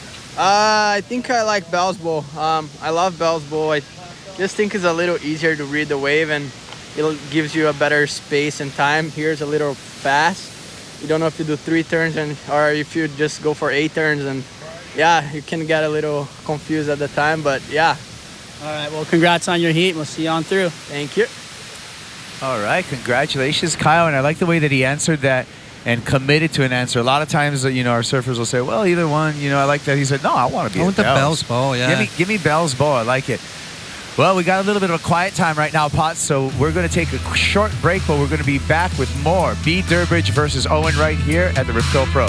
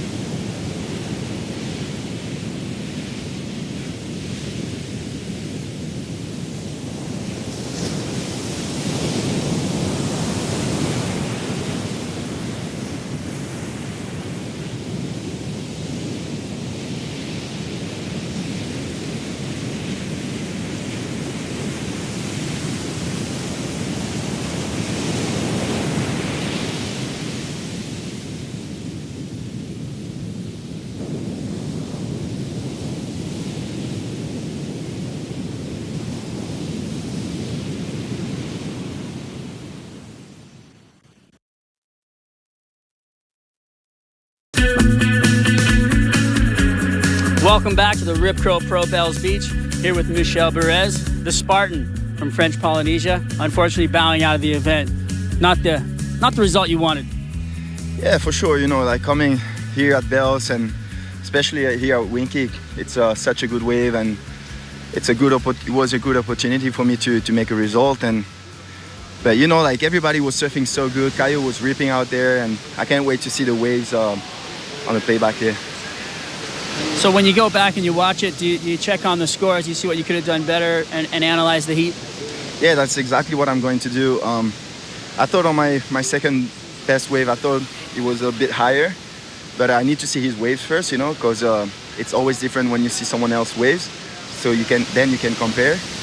But it's okay. I did the best I can do, and then you know it's part of the job. It's part of what we do, and yeah, it's always hard to lose. Are you excited about moving on and getting into Brazil? Yeah, they moved the comp to Saquarema, which is a really good left and super fun to surf. And you know, Brazil is wonderful. It's one of the best places that I like to go because it's like sunny. There's a lot of jiu-jitsu around and stuff, so it's a good place for me to go. Yeah. All right. Well, bowing out. Can't wait to see you in Brazil. Thanks for your time. Thanks, brother. All right, Michel Perez, as we see live action with Owen Wright striking Winky Pop here. Also during that interview, we saw B. Durbridge's answer back, surfing for 5.78 to take the lead over Owen Wright. So it's a little bit of math now, Potts. Owen Wright hoping to better his low of a 4.5. B. Durbridge when he took off during that interview, was surfing for a 5.78 or better. So we're going to see if this is going to give us a situation change. Yeah, I think or better was probably the right thing. I think that 5.78 is the requirement to take the lead, but really, up against someone like Owen Wright, you want to drop bombs. You want scores up into that excellent range. You want to try and rival that big score that Owen has. And we see Bede flying down the line here. Beautiful, clean sort of face wave on the inside. Connects nicely with that. Board is flowing beautifully. And then that turn that we love seeing from Bede, connecting nicely. So that's a series of beautiful turns, joining the dots in between, using that speed down the line. And then Owen Wright answers right back. Beautiful snap off the top. And there's that release again that we talk about. He's got that down. Now he's showing some variety with that big gouging maneuver. So 2 different turns and then the vertical sort of upside down maneuver. So show them the judges a lot of variety. And it's going to be a good score. Back to live action with Bede Durbridge, hooking it off the top, bringing that board all the way around. Great whales surfing by Durbo. Come around this section again for the finisher and falls down. That's going to cost them. He does have the lead back by virtue of a 6.33 on a previous wave. Here we go. Big O, Owen Wright. And that tail slid a little bit too much on that first turn for Owen Wright, but the judges still owe us the previous wave score. Owen Wright just needs a 5.06 to retake the lead, and that previous wave pots look good to me. Yeah, absolutely. I mean, it was 3 different turns, and traditionally on your backhand, it's a lot harder to mix up your maneuvers. On your front side, you kind of can dig deeper with some variety, but on your backhand, it's harder to make every turn look different. That first turn, he had the drift. The second turn, it was more of a driving back down the face, and then the third turn was nice and vertical. So let's have a look at Bede's wave here. A little bit of a mistake on the end, but some beautiful surfing all the way through the inside. He's looking sharp. He's looking on point, and then kind of took his eye off the prize just a little bit at the end there and goes down. So you've got to really pay attention to those little things here at Winky Pop, especially when you come down sort of in that with that lip. It has that ability just to knock you off, and that's exactly what happened to Bede. I didn't think this was going to go into his top 2 anyway. He was looking at bettering a 6.33 and looking for a score now. Why? Because Owen Wright on that last wave has taken the lead. That's right, Potts. A 7.63 puts Durbridge back behind Owen Wright on top. Bede Durbridge now looking for a big score, Potts. An 8.9 is the requirement for the man in blue. Yeah, we always knew he needed an excellent score, and especially around this part of the event. You need to have at least one sort of high excellent score. Owen Wright with a 8.77. That's kind of what he was looking for. Really sort of solid score, and then back it up with that mid-range 7. That's kind of a good keeper score, but not getting it. So a 7.5 is Bede's highest score. That should be his backup, and he's going to have to try and find something special. Big sets out the back though. Owen Wright with priority, so it's going to be interesting to see which wave he picks, and hopefully Bede can sneak one in. Strategy going to come into play right now. Plenty of time left. 4 minutes and 35 seconds. There you go. The last score for Owen Wright, a 7.63. And Owen has priority. He's on the hunt right now. With that wingspan that Owen has, he's an extremely fast paddler, so he's trying to get into position. Long wall here at Winky. Owen taking off, getting to the bottom. Hooks it off the top. We're moving down the line, a little bit of a lip glide, float. Stabs it with that tail release that we love from Owen Wright. Comes around the section again and just punishes the lip of Winky Pop. Wow. Let's see if he bettered that 7.63 to increase the need for Bede Durbridge. Without a doubt. I think that's probably the best wave of the heat, to be honest with you. I was one of the biggest set waves, and Owen was just in attack mode. Never looked like making any kind of mistake on that wave. Kaipo just really, surfed with conviction, picked the right turns. Look at that shot. What a beautiful setup here we have at Winky Pop. And Owen Wright, you could see him anticipating where to be on that wave. As he went over the wave before, you could see he was almost like trying to anticipate how far inside he needed to be. then as soon as he laid eyes on it, his heart would have started sort of picking up speed and got a little bit of a nervous feeling in the stomach. But once you catch it, it's just all reaction time. It's all just, you know, just there's no planning that kind of stuff. It's just reacting to what the wave lets you do. So Owen Wright takes off on a beautiful set wave. Pete Durbridge would have been saying, oh no, here we go. Beautiful opening maneuver for O-Dog. I like this transition maneuver right there. That was commitment, and it put him in such a good position just to bash the lip. 3 solid turns so far as he milks it all the way through. And then that one there, nice critical surfing from Owen Wright. Still waiting for that score to drop in, but nice variety, done with speed and power. And it's going to be another excellent score for Owen Wright. And it's going to put Pete Durbridge in a daunting situation. He's already looking for an 8.9. I dare say that it's going to be a lot worse once the score drops. Hold on and wait a minute, because Owen Wright in his scoreline pots has a pair of 8.77. Now Pete Durbridge actually needs 2 scores. Yep. And the chances are really tight for Pete, because we're down to under 2 minutes pots. Here we go. Pete Durbridge going to need to make his comeback right now and needs something huge. Yeah, well, he needs an 8-point ride, and then he needs to get back out and do something special. Doing a good job here, keeping pace with the wave. Great surfing by Pete Durbridge, but just kicking out maybe a little bit of frustration even in his body, because he realizes, hey, the clock's really against him. Yeah, right well, now. I mean, exactly. You know, and it comes down to, you know, I think it comes down to wave selection as well. I think we've seen that all day long, Kaipo. You've got to be on the good waves here. And the difference between these guys is getting that good wave. I mean, these guys are all amazing surfers. They all compete at a super high level. And I think the difference today was wave selection. You get yourself on the good ones, you're going to get the big scores. You're going to get those excellent scores. And Owen's got 2 of them, an 8.77, and he's backed it up with another 8.77. So it's an unbelievable scoreline, and has beat in a combo situation. So great surfing from Owen Wright. You know, we heard the boys talking about picks for the bell here. Who's going to ring the bell this year? Could it be someone new? Could it be Owen Wright? And if he keeps surfing the way he is right now, he's in with a good shot, that's for sure.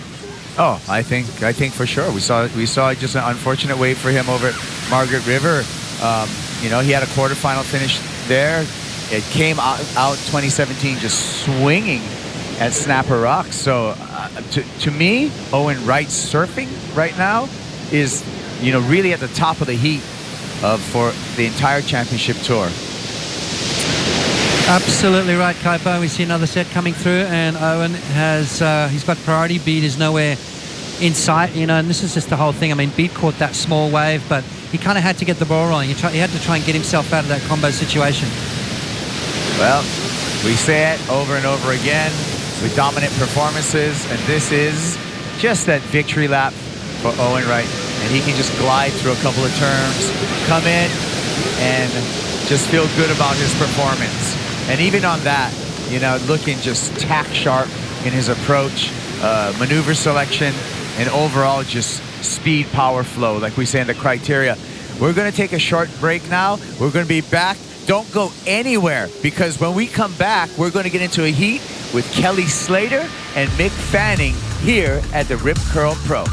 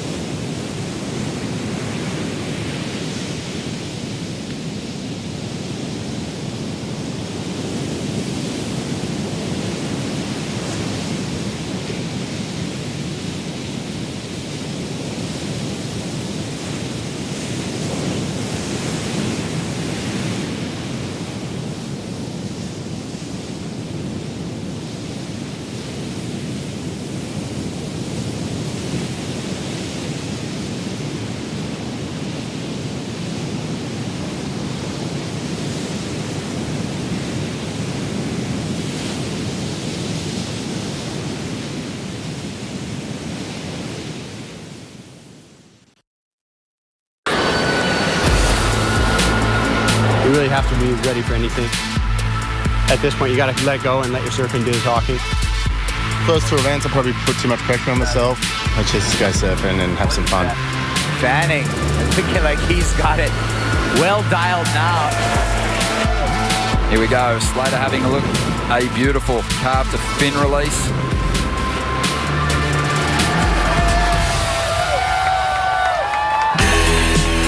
And we are back. If you are not entertained yet, you are asleep, because we're coming back here at the Rip Curl Pro, and this is a heat that everyone wants to check out. If you're a surfer, if you're a surf fan, Kelly Slater against Mick Fanning, 4 bells each to their credit.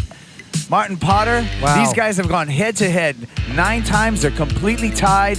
Look at these stats right here. This is a heat. 18 times, 9 each. That's an incredible stat. 14 world titles. Kelly's won 55 events. Wow. I mean, this is what you would call a super heat, right? And as you said, if you're not entertained, well, you're just about to be. You are about to be entertained. All the stars have aligned. The only thing that, to me, that I'm a little bit disappointed on, Potts, is that this is happening in round 3. Right. So we're going to lose one of these incredible surfers. We're going to break the tie again. Previous heat beat Durbridge and Owen Wright. We broke their tie, 3 each, 9 each on each side for these guys. We're so used to seeing them like at the top of the rankings. I mean, their rankings at the moment, well, it's just let's see how the cookie crumbles. But it's going to be a good heat nonetheless. And this is actually the earliest they've ever met head-to-head as we look at opening ride for Mick Fanning. We're going to get back to the opening ride of Kelly Slater because he already has a score on the board. But Fanning on his way and then catches a rail. Here we go. Kelly Slater, this is going to be his second wave, winding up off the bottom. Gouges a layback hack and Slater goes down. This is like a bullfight, you know. I mean, these guys are both bulls and they both want to come out firing. They both want to dominate this heat. And there's going to be a couple of little mistakes here and there once they iron out the creases. Both these guys are going to be super excited. And this is the replay from Kelly's opening wave. Only came in at a 4.5, so just a settler. Get those nerves settled. You know these guys want to beat each other so badly.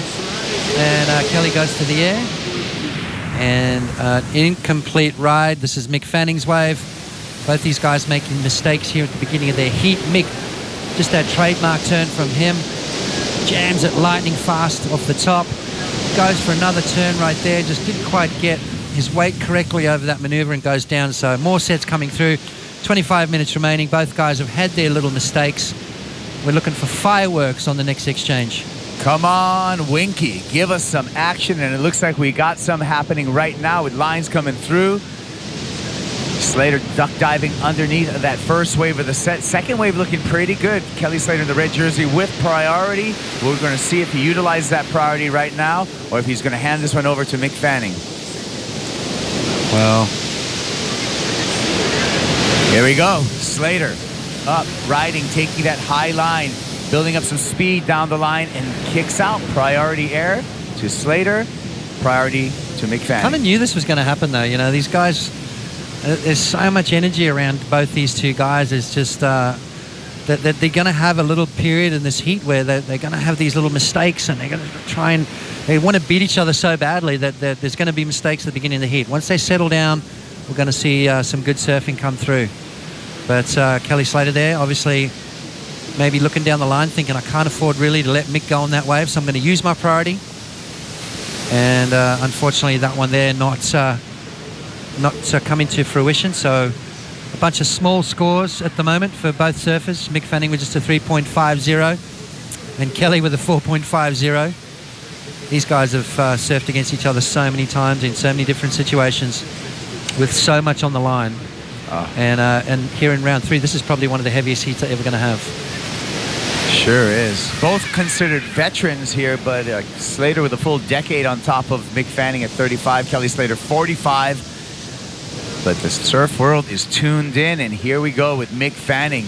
Let's see if he can do better on this wave. Pumping down the line, winds up and gaffs that. Ooh, a little bit of a catch-up, but he's back in action, goes vertical on the second turn, comes around this section, swoops that Fanning hack that we're all used to seeing. On the inside, another tail throw for Fanning, aggressively hitting the lip through the whitewater. Oh, a little bit incomplete on the finish. We're going to see where that score goes for Mick Fanning. Yeah, I'm not seeing it go too high, Kaipo. The judges have got high expectations right now, so they're not going to just throw scores at average waves. A couple of little mistakes there from Mick. A mistake on the first turn, a mistake at the end. A couple of nice little turns in between, but it's not going to be what they're looking for, that's for sure. Let's have a look. Let's have a look and see what happened on this opening maneuver. Mick Fanning putting everything into it and driving, just almost losing the fins there. Amazing ability to regather, get himself back on track. Now we start to see him open the shoulders and get that trademark surfing going. One of the fastest surfers on the planet, eyeing out that last section, goes up and over the top, but unfortunately takes his eye off the prize and goes down. So a couple of little mistakes here. You can see Mick laying that board over on the rail as hard as he possibly can and driving off the top. Beautiful positioning, and then almost loses it right there. Unbelievable balance and core strength just to get himself back on track. So Mick Fanning and Kelly Slater, both guys showing maybe some nerves a little bit, or I'm not sure, maybe pushing a little bit too hard, or maybe both guys just want to beat each other so badly that mistakes are starting to come through. That's what I think it is, Potts. I think the want here for both of these surfers is so high. As we can see, Mick Fanning's track record, he's got a win in 2015, a win in 2014, a win in 2012, and he also won in 2001 for 4 bells total. He has the second highest winning percentage at bells, just under Joel Parkinson as we look at overall heat wins. Yeah. Interestingly enough, who has the third highest winning percentage at bells, just under Mick Fanning? Kelly Slater. Right. And the guy that beats them all is Joel. Crazy. Well, and you know what though, if hypothetical situation, if Mick loses, Kelly's going to hand him his worst ever result here at Bells Beach. That's true. This is the earliest that both of these guys have met up here at Bells as well. So, wow, just a lot of stuff to digest here. All of you playing fantasy surfing, 67% of you picked the 11-time world champ Kelly Slater. An outstanding number of you, 83% of you playing fantasy surfing, picked Mick Fanning. Yeah, well, it's totally understandable, really, isn't it? Sure. I mean, Mick is so reliable when it comes to the Bells Beach event. It's as a young kid, he came here and showed amazing ability to be able to read this wave, as did Kelly. Their numbers do not lie. They are two of the best of all time. Kelly scratching his head going, okay, what's going on here? We're both kind of making mistakes. Scores dropping for Mick Fanning's last ride, and as I thought, it's not going to be a keeper by the end of this heat, that's for sure. 5.5, so unusually low numbers for both Fanning and Slater as we're hitting the 20-minute mark here. And the requirement for Slater, not very large at all to take the lead from Fanning, just a 4.51, but we're thinking, Potts, that these guys are going to drop 8s minimum.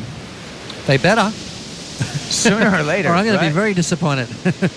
No, it's just a matter of time. I mean, like I said, these guys are both just pushing so hard.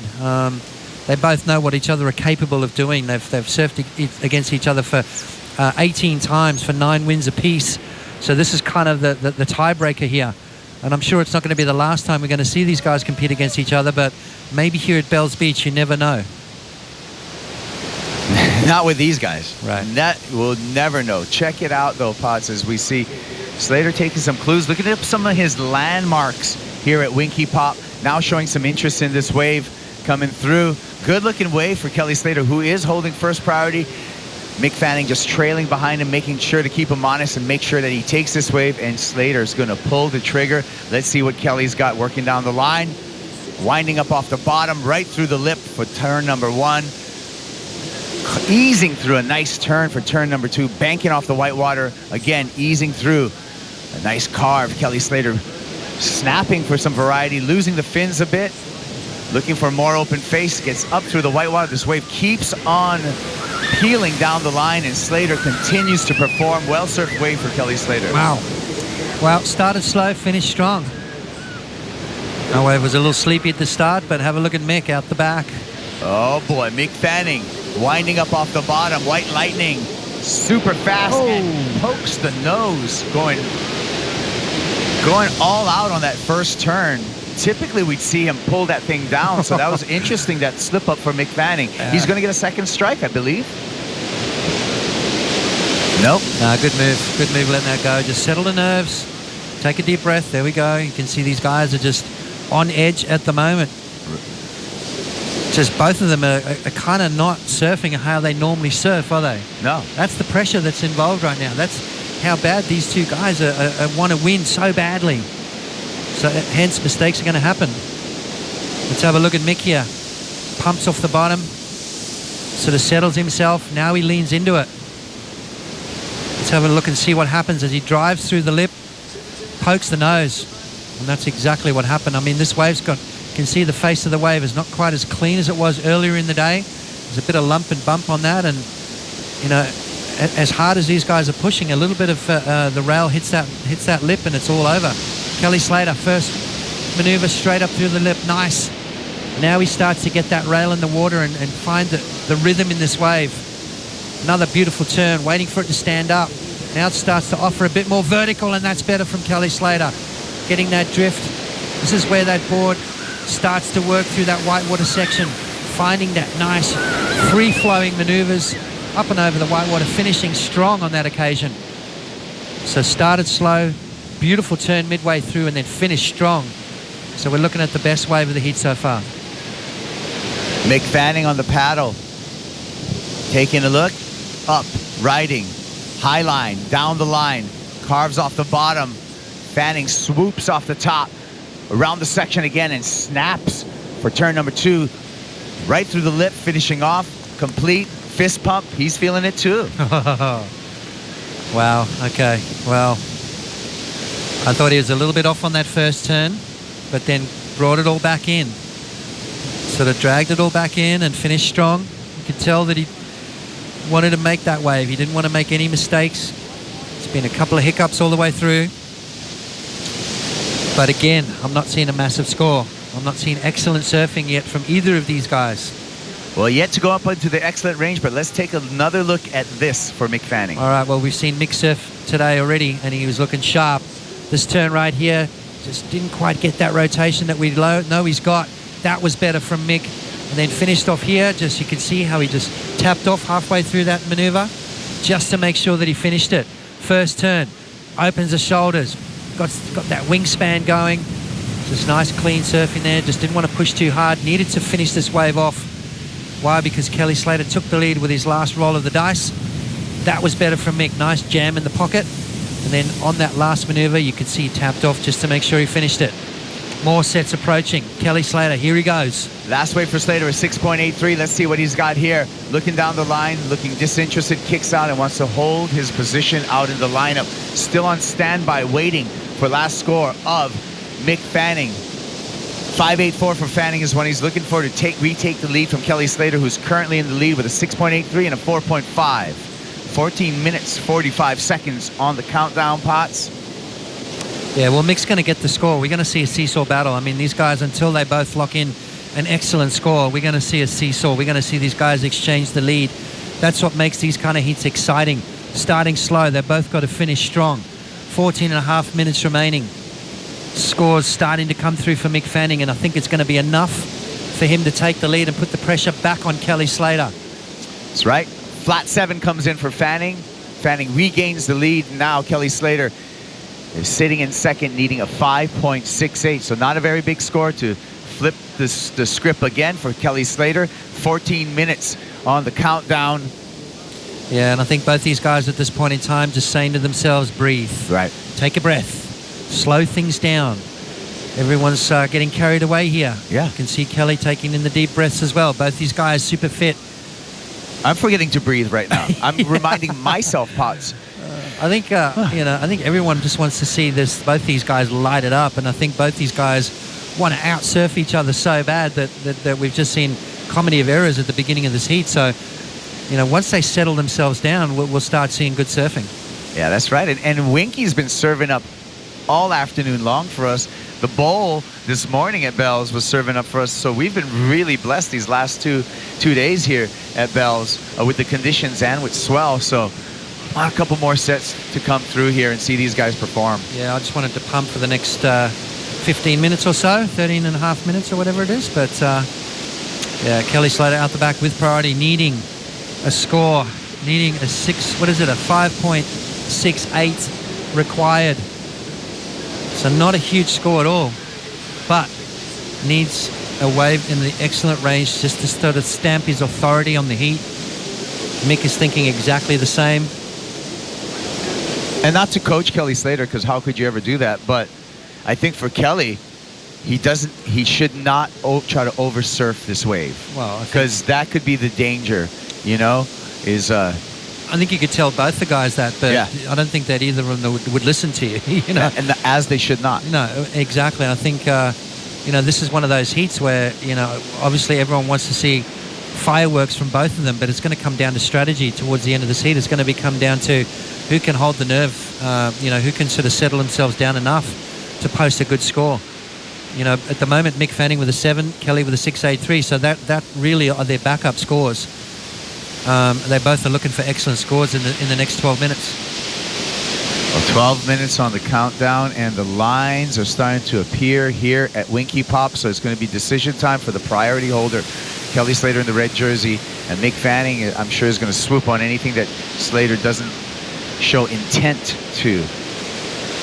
First wave of the set, second wave of the set, it's always the decision, and here we go with Kelly Slater taking the first wave. Off the bottom, snaps off the top. Working his way down the line. Layback hack for turn number 2. Showing better intent here. Slater throws the tail. Finds more open face vertically through the lip and needed to stomp out of that thing. Potts, what do you think? I don't know.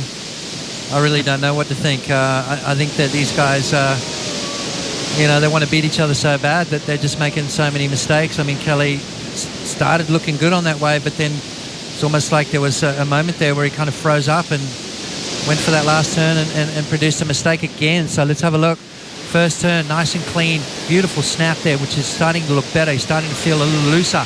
Now he draws off the bottom. That's better again from Kelly. So he's on his way to a good score right here.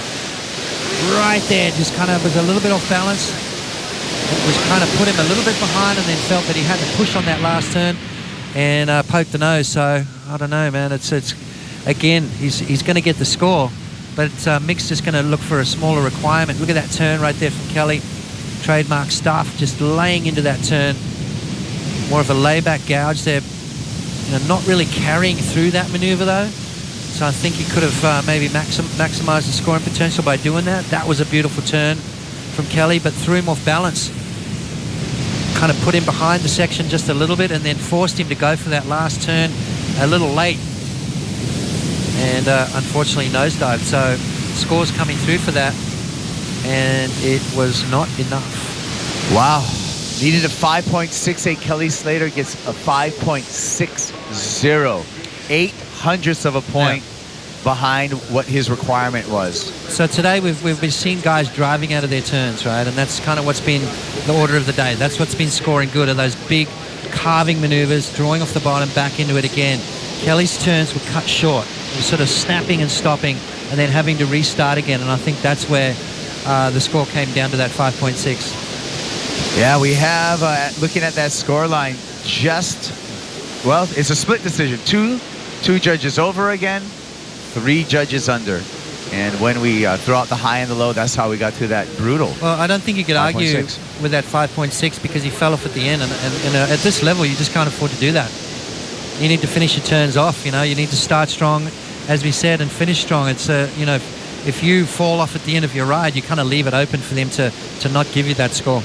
Well, you said it before today, Potts, is just not making it so that it's a close decision. Yeah. You got to run away with it. Black and white. Like his movie. I would love that movie. Black and white, Kelly Slater. He's going to want to make it black and white, and he's now maybe freed up to surf underneath Fanning's priority. Mick Fanning gazing at the ocean and hoping for a wave to materialize. It looks like he's going to have an option here. And he's making a move. Oh, he likes it. paddling deeper up the point here at Winky Pop, positioning himself for a long wall in front of him. Takes a look at it, says no. Slater going to take it. Kelly says, you know what, I don't have priority. I'm going to go, and I'm going to try to make something out of this. Here we go. Slater busts the air, and it goes incomplete.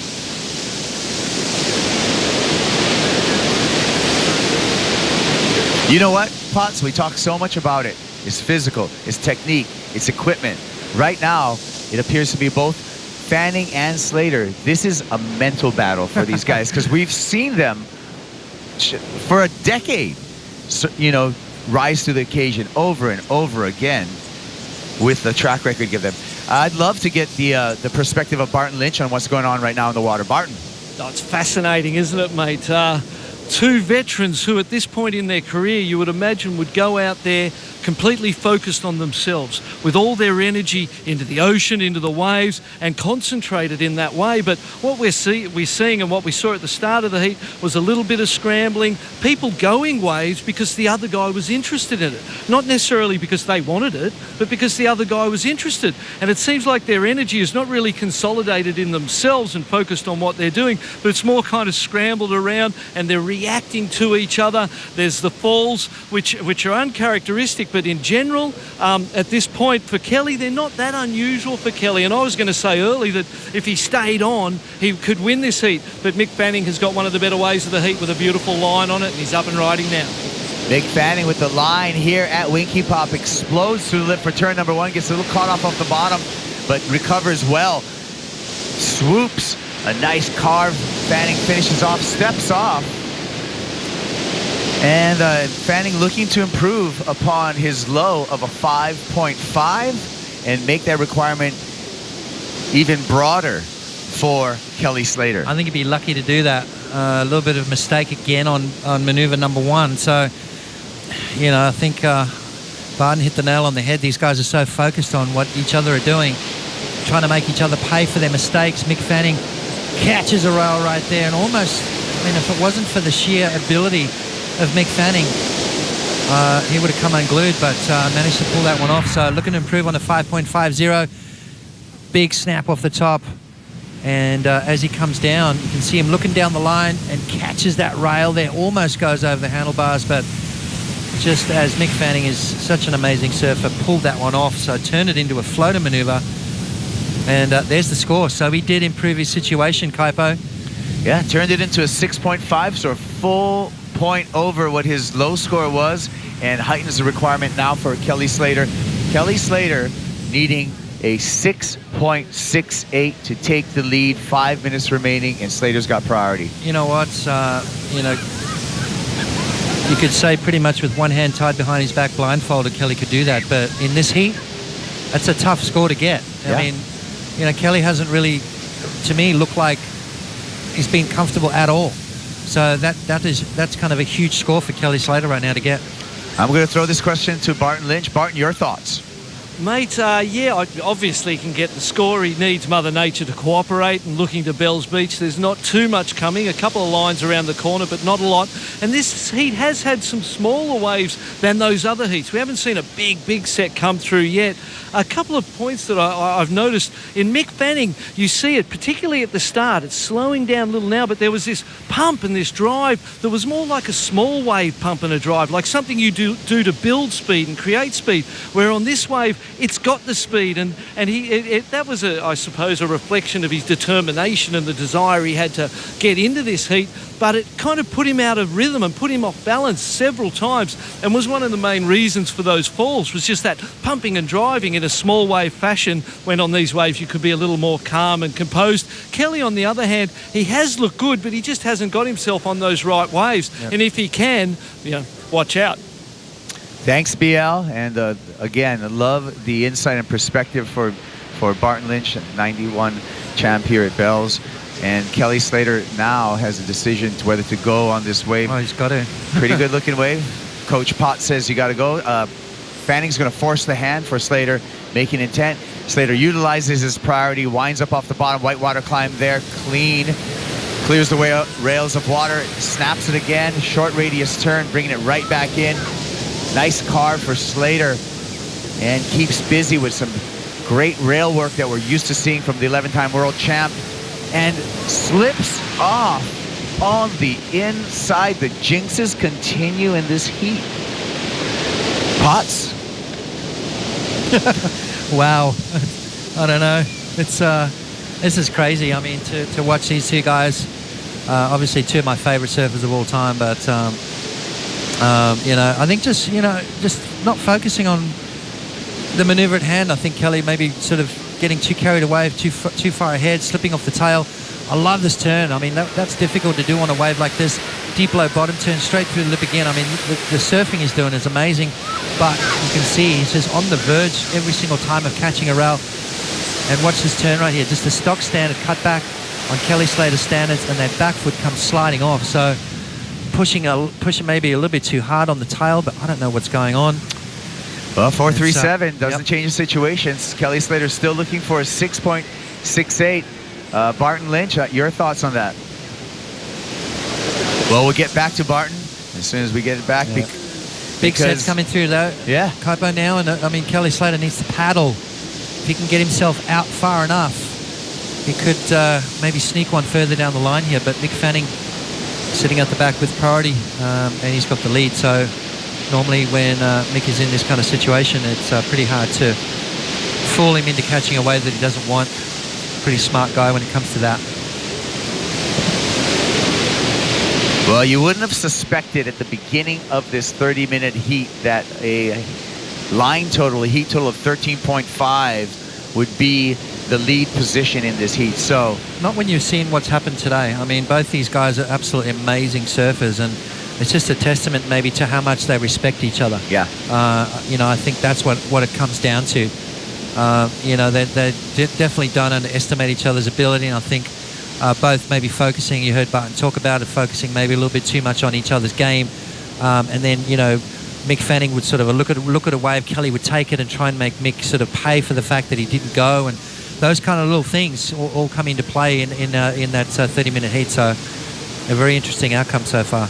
Mutual respect and both burning desire to win through this heat was just certainly coming into play mentally for both Slater and Fanning, and we're down to under a minute with Mick Fanning with priority, so he does really have control of this heat as we count down to the final 40 seconds. Yeah, 40 seconds to go, and looks like a little bit of a bump coming through, and Mick is going to go 100%. He's going to go. There's no way he's not going to take this wave. Here we go, Fanning looking to improve upon that 6.5 that he's already locked in. Working it down the line, floating a couple sections. The wave closes out. What's behind Mick Fanning? Because it doesn't appear that he's going to increase his lead.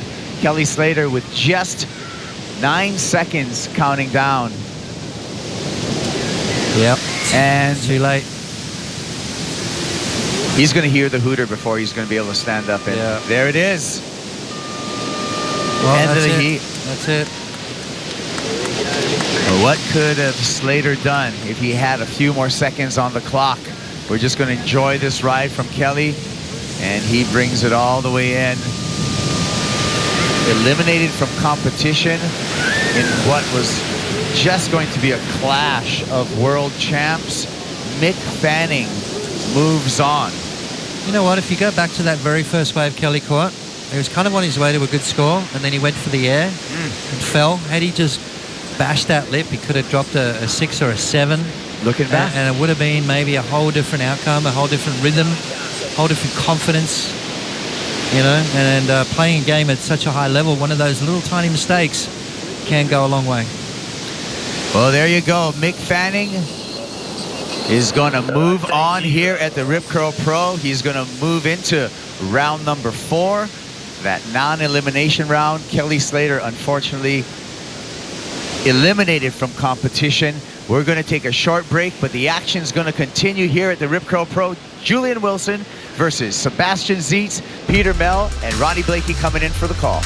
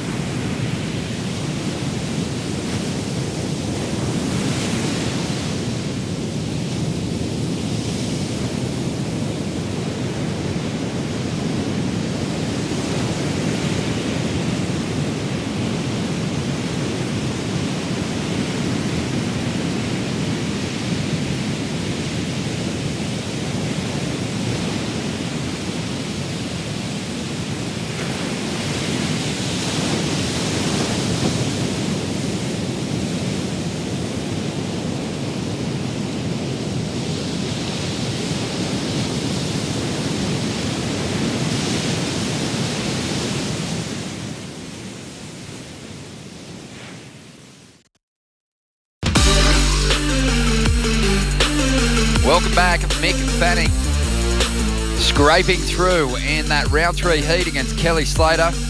We expected so much. They gave us so little. But Mick, he'll be able to reset. I think a lot of nerves for both competitors there. Obviously a huge clash. Two of the veterans, two of the greats here at Bells Beach. Working the situation, comes back up. Julie turns it up. Julie goes, okay, no nothing to do. Julie, of course, had that quick in and out at start. 0.83 and the relevant number. And Mick, hypercritical of his own performance, so he'll know he has work to do. I think they both did. If you look at the heat totals, that was pretty low, but I try to analyze what happened there. Just too much energy. Just ended up just like two magnets that were supposed to connect and make it cool. They just couldn't match up. Exactly. The energy just wasn't working. Anyway, let's reset, Pete. All right. We've got another big heat here. It's a fantastic clash between Julian Wilson and Sebastian Zietz, two of the most exciting surfers on the CT. And Seabass getting things started nice and early here. And a beautiful looking wall stretching out. Missed that first section, still chasing it through the second. But now the wave slows up and Sebastian's able to round out that turn. Again, just banking off that open face. Whoa. And really the best turn coming on the finish there. This is a replay of that final at Margaret River last season. Let's see if Julian changes up his approach and just dirties up his surfing a bit. Here he goes. Wow. A monster turn to get things started here. And belts it a second time. And throws everything into the third manoeuvre, but can't ride out. But the strength of those first two turns should see that score go pretty big. Well, what a start. I mean, completely different look and feel comparatively to what we saw from Mick and Kelly. Beautiful wave there from Sebastian Zietz, and Kelly still in the water. He likes to do this on those losses. He'll stick it out. Probably be paddling back to Bells. Well, the funny thing is he had a heat loss over at Margaret River too and stayed in the lineup, and Julian Wilson was actually in the following heat there too, and he got a little chafed. He was like, kind of... Dude, get out of here. Yeah, he wanted Kelly out of the lineup. Could hear Kelly talking to the guys on the skis about the conditions out there, and it was kind of getting into his head a little bit. So Kelly making his way in now. Still think despite that performances, it's been a more impressive start to the year for Kelly. That quarterfinal on the Gold Coast, obviously things didn't go his way at Margaret's, and a short campaign here at Bells. But just in regards to who is sitting at the top of the rankings and what they're doing already in the first two events and what they're doing in this event, it's going to be really hard for him. I mean, really hard. There's a level of consistency you have to have in each and every event. Yeah, I know we get 2 throwaways, but we're only in event 3, and he's already got 2 throwaways if you're looking at world titles. And the title conversation can continue with this man on screen, Julian Wilson. Everyone has him pegged as a threat, so well-rounded, can get it done at each stop. But he's actually carrying some pretty poor results from the first 2 events, a 13th on the Gold Coast, a 9th place finish at Margaret's. Agreed, and that's one of those things, again, I just touched on it. Being consistently in that quarterfinals throughout the entire season. Yeah, there's the ability to have a hiccup or two. That's it. Other than that, it's got to be semis. And you look, John Florence has a win, semi, Owen Wright, win, quarter. So those are the guys. Kalohe Dino's up there. Like, all of these guys are title contenders because of how good this season has started for them. Bit of action out here, some swell lines approaching, 23 minutes to go. Julian Wilson goes this first wave, had a 6.67 on his last ride. Let's see what he does here. Swell starting to stand up. And he's going to need something big on the inside. He's going to take to the air for us. A huge attempt, almost planted that thing, was over his board. Everything looked right, but the landing went wrong. Well, that we've seen that extended kind of nose pick in the flats been pulled off time and time again with him. His edit that he dropped right during the first event of the season, one of the best edits we've seen out of Julian, and one of the best edits ever. in regards to some of the huge airs he's done, plus all of the rail work. We know he's solid there, but he's also so solid in the air.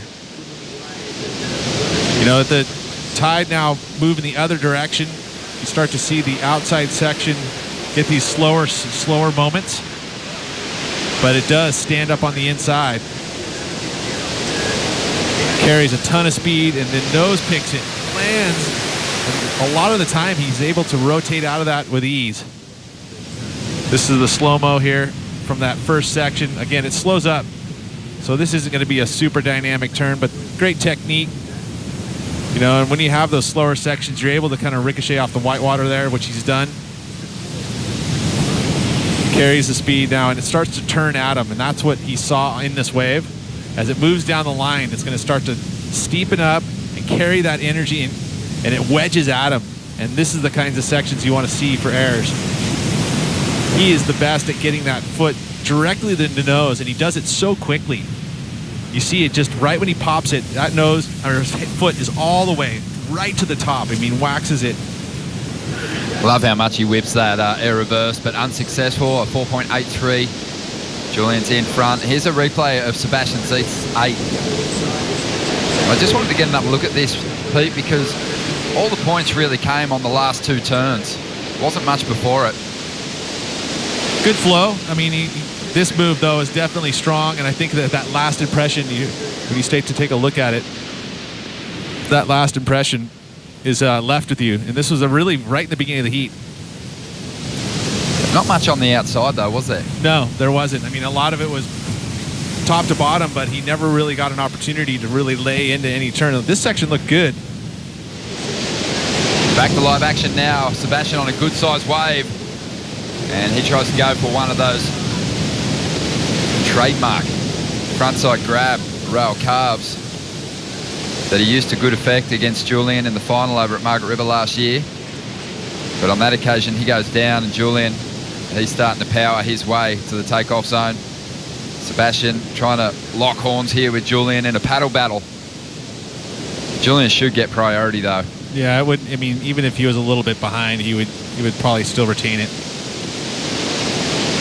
So the boys burning some energy here. They've already given it to him, actually. Yeah, priority going to Julian Wilson. So Sebastian there, he'll be kicking himself for that mistake. But I did want to get a look at the start of Julian Wilson's 6.67. I thought it was, obviously he had less turns on his the two turns wave. He did outside. But the two I know turns where you're going he did with outside, this. like, if you want to see big turns on that outside section, he did it. He did it. Yeah. You know, Sebastian started his wave sleepy. He definitely finished it strong. But so much payoff for getting an end section turn in the last couple of events. Watch this. Big round arc, carries a ton of speed. Another big snap, and then the fall, right? You know, and that's that lasting impression. This like, he fell. So, that's a 1.5 difference. I'm backing you. Those were two pretty strong turns. I think that either they could have been tightened a bit, still give the payoff for, completing a ride and being able to finish it from top to bottom, that entire kind of presentation on a wave. Here we go. Sebastian on a smaller insider. Just trying to apply some pressure here, get himself a lead. Wow. Unloading on that section. Only needs a 3.5 to get into the lead. Not going to happen with that wave, though. I mean, if Julian could put together and not have, because those two turns were really strong. That, he puts together a full wave. You'd see that scale set pretty high. You'd almost feel like those scores could, there's not a ton of room. It does feel like Julian's made a conscious decision to bring some more of his flair to these heats. At the moment, it's kind of costing him just a little bit. Didn't get the completion. I think he was trying to save that 4.83 though with a big final turn because there wasn't too much before it. But on the previous wave, he was already on his way to a pretty solid score. Maybe if he had a safer third turn, he might have upped the ante a little bit, gone into the sevens. But he wants to drop 9-point rides. He's clearly not willing to pace himself in a heat against Sebastian, because he's learned He's learned it in that department. He sure has. Here we go. Beautiful conditions continue to come our way here on Easter Sunday, and Wilson has a big open face in front of him, but he's going to climb the roof, plants that floater, and now starts to unload and swing that board through a couple of huge turns. So the last wave, or the previous ride I should say, a 6.67 for 2 turns. That one had some solid hits. There was 3 of them. We could probably expect a little bit more as Sebastian chases Julian down the line here. He's going to kick out. This one's shutting down. So again, we've been seeing all day long those bigger set waves paying off. That was a bigger set than we've seen. I mean, we didn't even see a wave that size in the last heat. Completed the ride, did everything there. So again, let's see, carries the high line to start. Big float, free falls down, keeps the speed, gets around the section. Beautiful snap, and then a long arc to finish. Held his rail all the way through, a little skizzle, but held it together. Again, beautiful light, look at that. Just gorgeous conditions. You see, swizzles up to the lip just to kind of time it so that he can ride the lip line. Dangerous by landing with the lip line, or with the lip at the same time at the bottom of the wave, but no worries there. It's a good variety here too, because that snap way up high in the lip in that pocket, and then here draws it all the way out and around. And again, he got the board flattened out slightly right there, but he kept it together somehow. You see, when you're on rail and you go over a rib and the board flattens out, that's when you get that drift. That's when the board wants to slide out from under you. You know, to have great balance to be able to negotiate that. And look at the score. A 9.37 for Julian Wilson.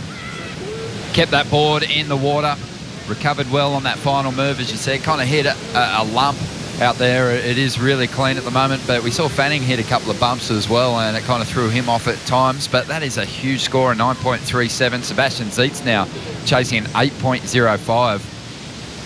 Kind of crazy when you have such an anticipated heat like we had between Kelly and Mick. Get back to that. So Sebastian starts this wave off well, just pacing himself, fading, so he can get nice and tight in the pocket there, and he drifts that tail. So he's fighting hard here, mixing it up with the layback jam, climbing the roof, but just got a little disconnected. Behind him, Julian Wilson, another opportunity. Trying to get rid of a 6.67 here. Nice speed float to get out in front of this section. And he adjusts so he can time it perfectly on his approach to the lip there. 14 minutes to go. Wilson trying to get rid of a 6.67. Sebastian Zietz, not sure he's going to better the 8-point ride, but he definitely let go of some big moves on that wave. But I mean, how's this heat? All of a sudden it's just pumping. And generally you want those anticipated, you wanted to see this type of wave action for that Mick and Kelly heat, and it's just like, it makes you believe that sometimes there's so much energy put into it in anticipation that all of a sudden it changes the vibe of the ocean. And all of a sudden the heat's over, clicks in, back to normal. We've got, you know, because that was a really odd heat. I mean, there wasn't a ton of waves, a lot of mistakes happening, a lot of tension. But here, back to the normal 9s and 8s. That's what we saw all day long. Even at the bowl, we saw huge scores.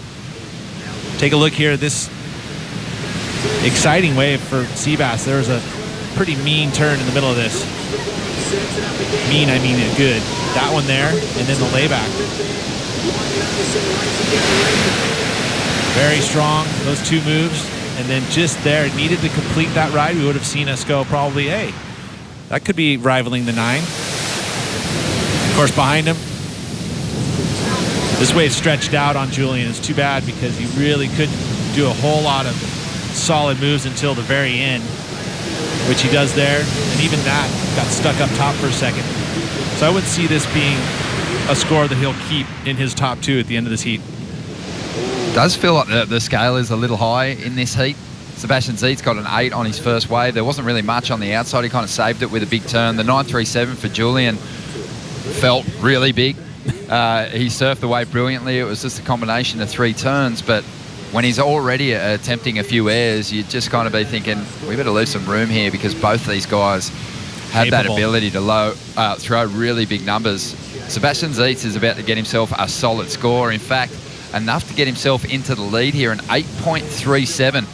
So that big 3-turn combo from Seabass, well rewarded. He's out in front. Julian now needs a 7-point ride.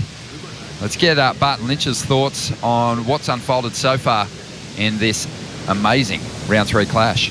Yeah, it's been super interesting, hasn't it? I mean, there's some traditional ways to structure a heat, and they've been based on all of this time and experience of people competing. And we saw both these guys come out as they did in the last heat. Mick and Kelly did the same thing. They came out and went for turns, particularly Julian went for turns on his first 2 rides at the end of them that he didn't make, and with a more conservative approach, recognising they're just my first 2 to get me started, he could have had a 7 and a 6 perhaps on those first 2, and then been in a position to capitalise. And if it goes lully and you don't get those opportunities, at least you've got those scores banked. These guys are lucky that Mother Nature just pumped for a moment there and gave them a bunch of waves to sort of make up for those early mistakes that really showed a lack of understanding of how to structure a heat.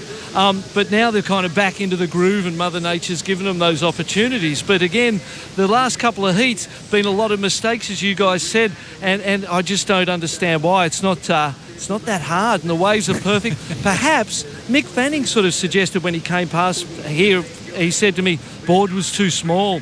In the bumps, I was kind of struggling coming off the bottom, and I could have ridden a bit bigger board, and perhaps the same thing applying in this situation. Yeah, Julian and Sebastian are both generating a lot of speed. You can definitely see a couple of those little bumps out there.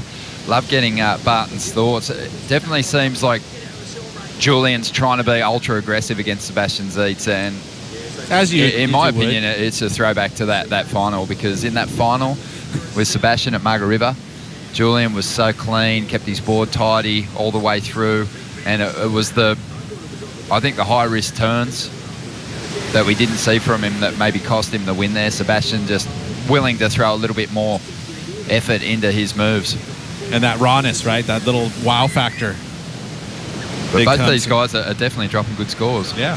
And I think there's a solid set to keep producing that. I just feel like we could see, a couple of 18-plus heats, score totals here, with these guys still having a little time on the clock to replace some of their lower numbers. Here goes Wilson. Let's see what he can do with this one. Big drawn-out first turn. So on his way already. Bit of a wobble at the bottom there. Bashes that pocket. Tidy flow. Better than a 6.67, Pete. Didn't have that wow factor to me. It did have the flow. I think that first turn, 7, right? Straight 7. I think he takes the lead, but it's by a slim margin. Well, the set wave, and we've seen a lot of credit for that. Yeah. Throughout the day. And he finished, right? I mean, look at the size of this wave. That compressed bottom turn. That was a nice turn. Again, he had to negotiate the bumps, especially off that bottom turn, and that was kind of a widget. I wouldn't say that's a bad description, but it wasn't as strong as a turn as you would have liked, and a lot of it's because he had that bobble at the bottom turn, and it took a lot of speed away from him, so he wasn't able to kind of relay into that second maneuver, and it put him off time even for the finish move. We're waiting on the number to come through here. Julian Wilson needs a 7-point ride to turn it. It's going to be close. It is. That's no slam dunk. That is for sure. Wouldn't be surprised if the judges are possibly reviewing waves from earlier on here. Julian 6.67. There was 2 high-quality turns on that ride. And, that wave, there was an extra turn, but I don't think as much muscle went into those maneuvers. They're having a look back at Sebastian's 8-point ride. Then even throwing down a comparison here of the last wave. That turn there, but the bobble really took away a lot of his speed, and it affected that second maneuver, and not really even a high impactful final move, but again, set wave, completed ride, no fall. And there it is, a 7.4, so it is enough to get Julian Wilson into the lead. There's something that the judges like about 3 turns. Comparative to just 2. And the fall. I mean, the fall, the fall just seems to take away from it, doesn't it? But it does. If you get a wave with just two sections and you don't have a fall, sometimes it just seems like they're more impressed by that, just that 2 turns, and then you say you kicked out rather than had a fall at the end. I don't know. Well, no, just those 3 maneuvers. I still liked Julian 667 better than the 7.4. The reality is you're not supposed to. I mean, they've said it before. You're not supposed to get crueled for what you didn't do. You get scored for what you did do. But in my opinion, there's a part of presentation from start to finish that you have to take into consideration. You know, it's a mistake on a wave. Why would you reward something fully if you made a mistake on the wave, right? It's the entire way. You know, do a solid, good turn, finish. You know, make it look clean. Don't have any mistakes in there. Don't have any hitches or dig rails, and finish. I mean, and that's where you're going to see excellent scores. That's what excellent surfing is. Let's see if Seabass can get through this one with no mistakes and some big turns. First move is solid, really burying that board, and now finding some spark as he motors down the line. Still has some speed, climbs up on top of it, just tweaks that tail a little bit.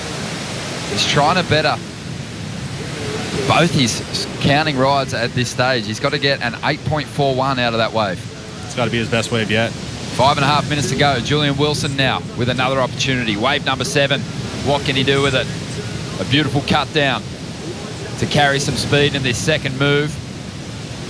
Finding his flow on this ride, just sliding that tail for a moment and still going. What kind of finish can he get here? Just squeaks in that front side snap, bouncing around in the foam. He will hang on to it, trying to get rid of a 7.4. 5 minutes to go, a close heat unfolding here in the 3rd round. We'll see who is victorious right after the break. You're watching the Rip Curl Pro Bells Beach, currently being staged at Winky Pop.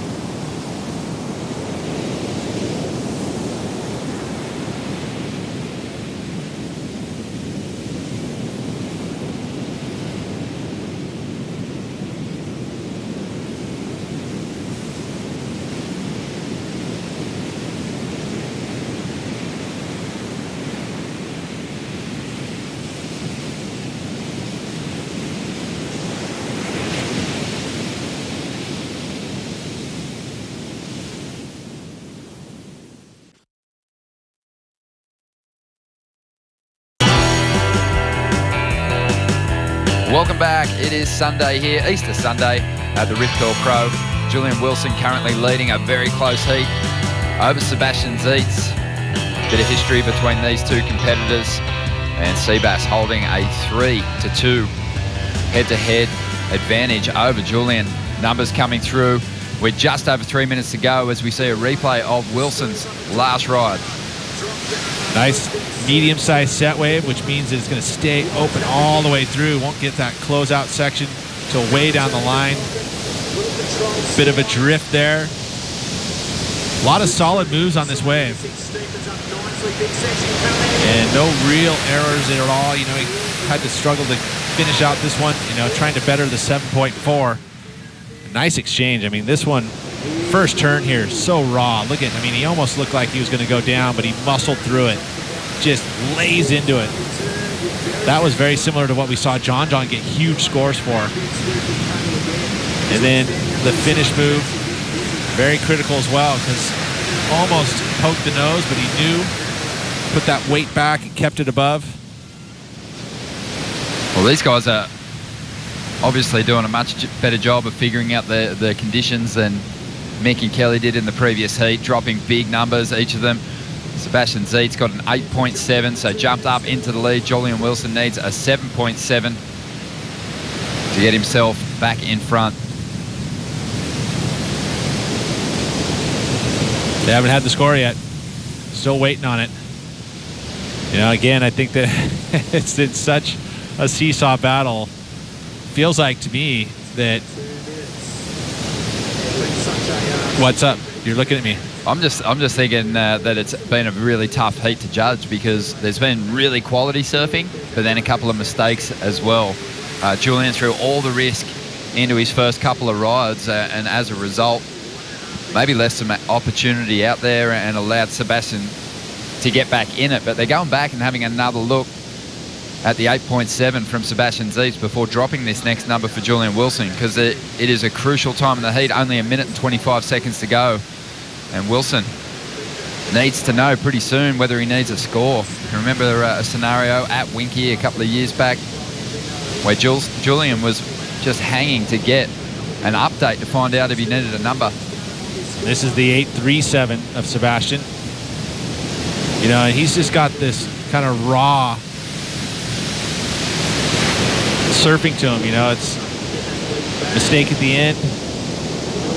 Those are the two scores from Sebastian Zeitz. Back-to-back, the last two waves for him.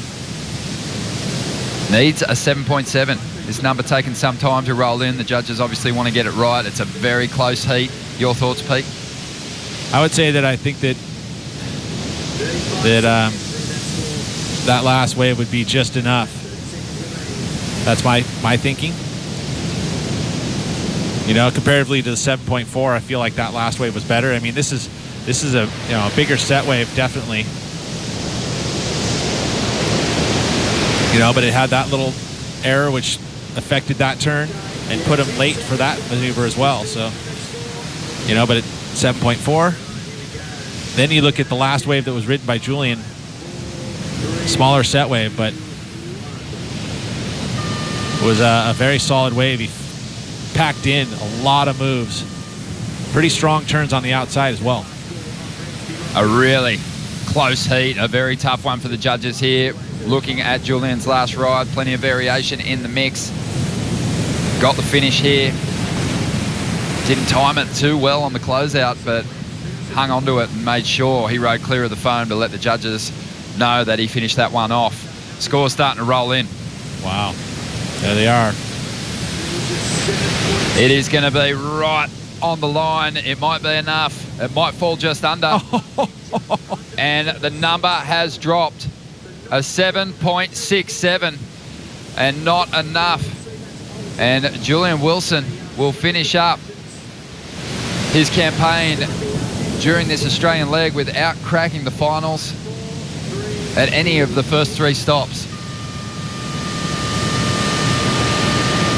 Yeah, he had a beginning of the season 2 years ago, very similar, where he wasn't able to. He started out okay, but he had a pretty rough go in the early part of that. And he came back. Such a close heat. Have a look at it. 17.07 to Sebastian Zeitz, just 0.03 behind him. Julian Wilson, I think people's opinions will basically be swayed on who they're a bigger fan of.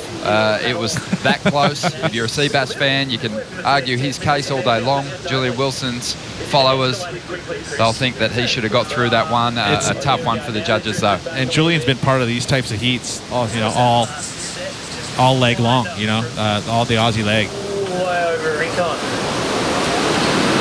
Sebastian Zeitz is moving on through to round 4. We're going to take a quick break. When we return, John Florence, the current G ratings leader, takes on Nat Young.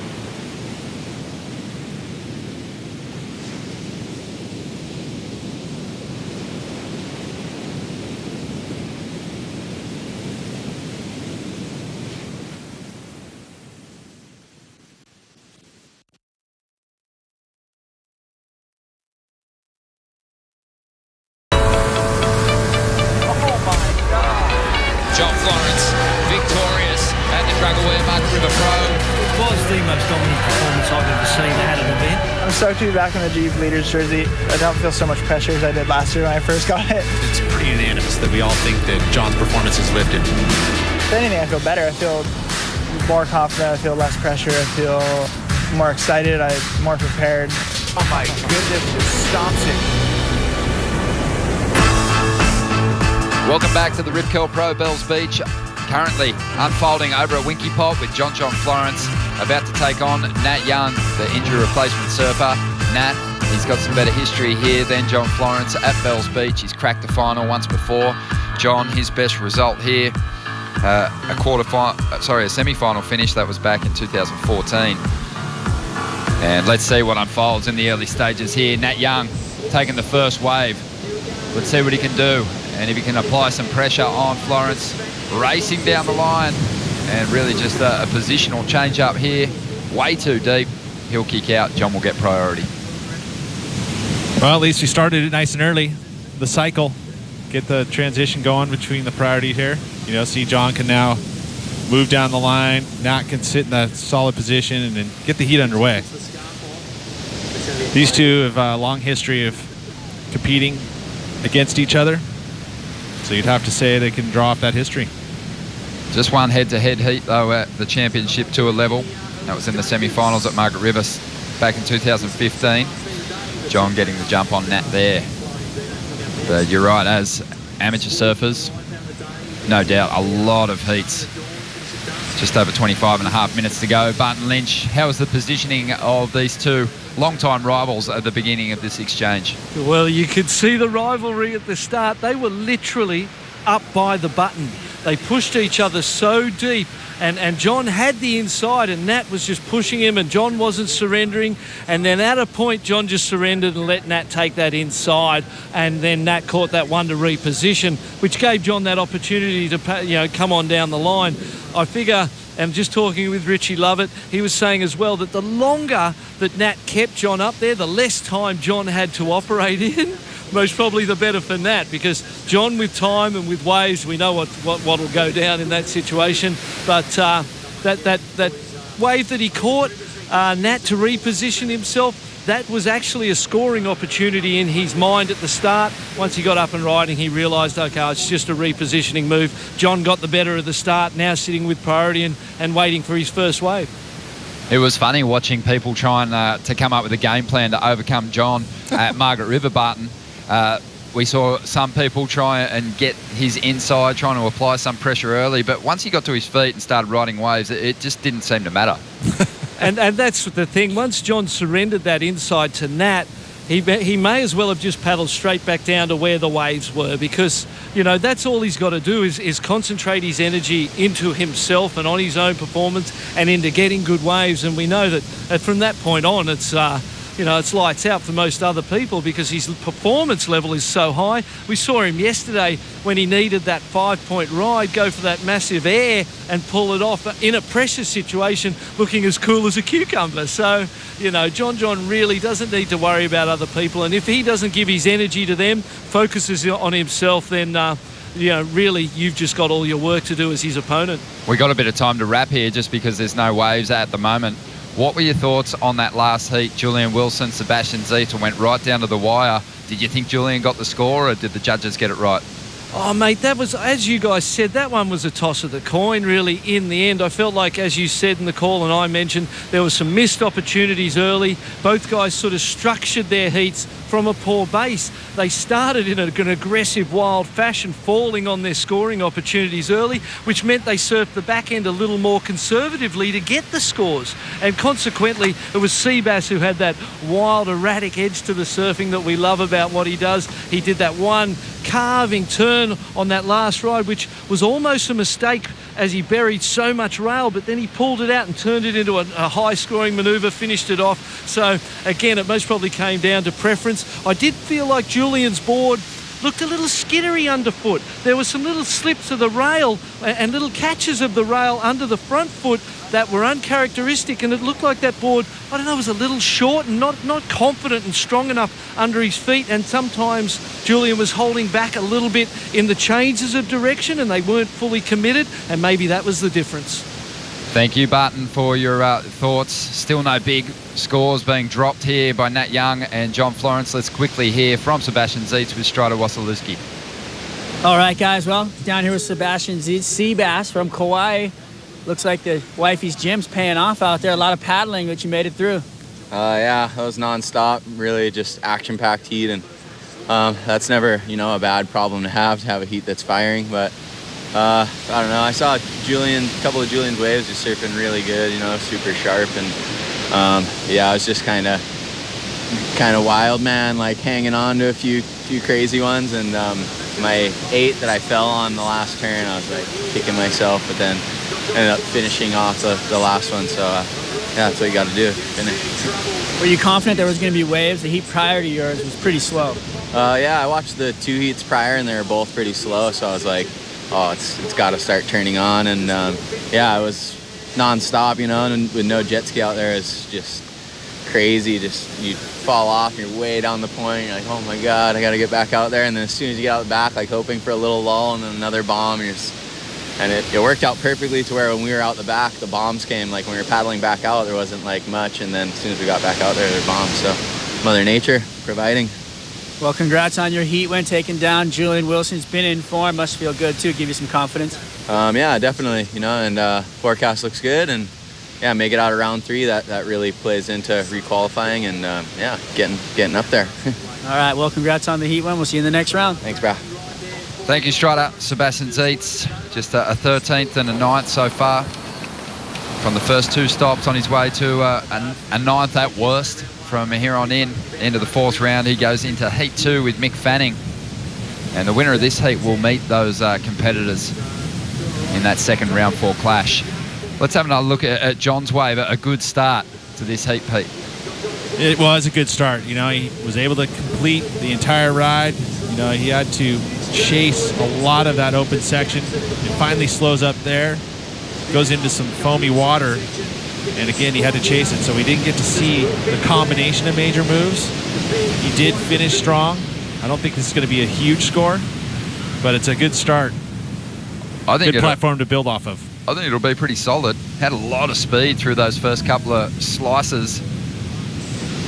A lot of variation, clean finish. We saw big numbers drop in the last heat with a couple of errors, and there was one there on that second carve.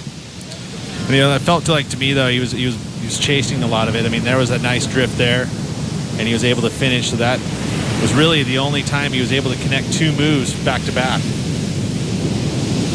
So the numbers in, an 8.17 for Florence on that opening ride. So it looks like once again we're going to be seeing some hefty heat score totals here. Yeah, I mean you could have easily, you could easily see John put a much better wave together, and as well as Nat. We saw Nat put together some solid scores in that first round heat, an 8.83. But so it's not a lot of room, you know, from that point all the way up to 10 points. So, you know, again, the ceiling has been compressed up in the top. Nat's been one of the most consistent performers at this location in the past couple of seasons. A semi-final finish in 2015 and a quarter-final finish last year. I mean, after the first 3 events last year, you were thinking, yep, Nat's on his way to another top 10 finish. But after he left Oz, things just went backwards in a big way. He had a long period of time where he couldn't get past the 3rd round. It took him all the way to the Pipe Masters to crack the 4th round again. And just to really even make it that much tougher is those 25ths. I mean, 13ths, you know, but there's like 3 or 4 25ths, I think. So that hurts. Sometimes you're watching a surfer who gets on a bad run like that, and you just see a lot of unfortunate instances, but Nat's performance definitely dropped a level in 2016. I think he, maybe in this event, showed some of the magic that saw him, you know, get all the way to 8th position in 2013. There was a couple close heats that didn't go his way throughout that season, you know, where he had the lead, and you know, by being too patient, he let a surfer take a wave, and you know, that's what happened at Pipeline for sure. But there was 2 other instances I remember where you know, he had the lead going into a heat and ended up losing it in the last 3-4 minutes. And I mean, sometimes those the performance of a competitor has a lot to do with what's happening outside of competition. Yep, so secure up by 2 goals. 17 minutes to go here. Florence just back out there and just suggesting Nat listen out to that first number, an 8.17. Well, I think had Barton alluded to is, you know, stick to what you know. Don't worry too much about your competitor and you know what you need to do. You know, you need to post. With John, you're probably going to need to deal with, you know, big numbers. I mean, he would think that you minimum 18 points. Here's that wave again. You know, the down carve there, more of a positioning to set up that section there, and then it flattens out again. But he carries a ton of speed, picks up nice little drift there, and then tags it at the end. So that was really where you only saw him combine two turns. You know, this was more of a slash, you know, and he didn't get that board back into the pocket because he needed to get to this section before it flattened out. So he saw that happening. I mean, there was 2 turns there, but I really won't give a whole lot of credit to that first carve, even though he was going really fast when he did it. I like that turn there where he gets the fins up, drifting, and then straight to the bottom and gets the solid finish, or his connection with the lip. You know, I just feel like for us, I mean, we've seen what John can do, and it wasn't on that wave. What we see, you know. He's got a big advantage in these conditions, John, with just that speed to get out onto the open face and be on the forehand and have those wraps so dialed as he does. Well, he can collect points in transition, whereas Nat's going to want to probably stick closer to the pocket of the wave, right? It's true. Yeah, but I think that's one thing that I think that Nat can bring to the table with that backhand is that nice vertical approach. We saw what Wiggly did out here. You know, it was, you know, he's got that kind of capability, Nat does.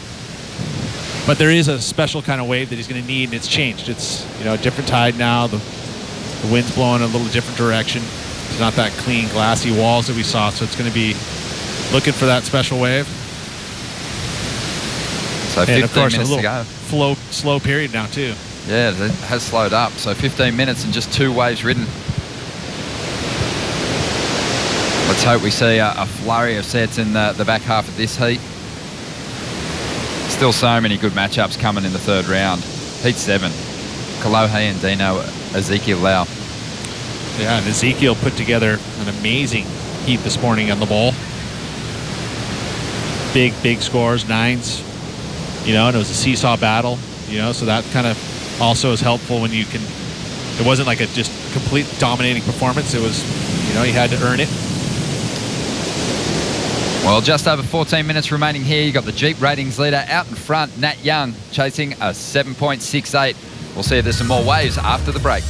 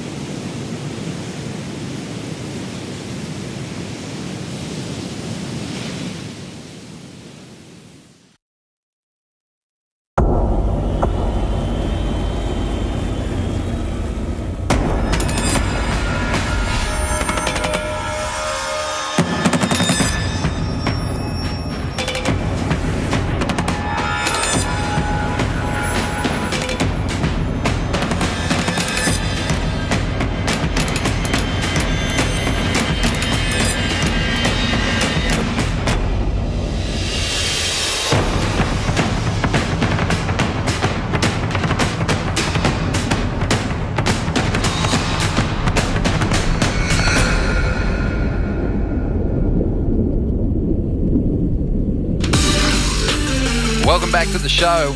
Round 3 continues with the Jeep ratings leader out in front against the injury replacement surfer Nat Young, and without priority, John Florence willing to take a chance on this one, loading up for something big, hammering down the line. Bit of texture on the face. He goes for the reverse, can't quite ride out of it. He goes down, so the situation won't change too much here. John Florence holding an 8.17 and now a 1-point ride.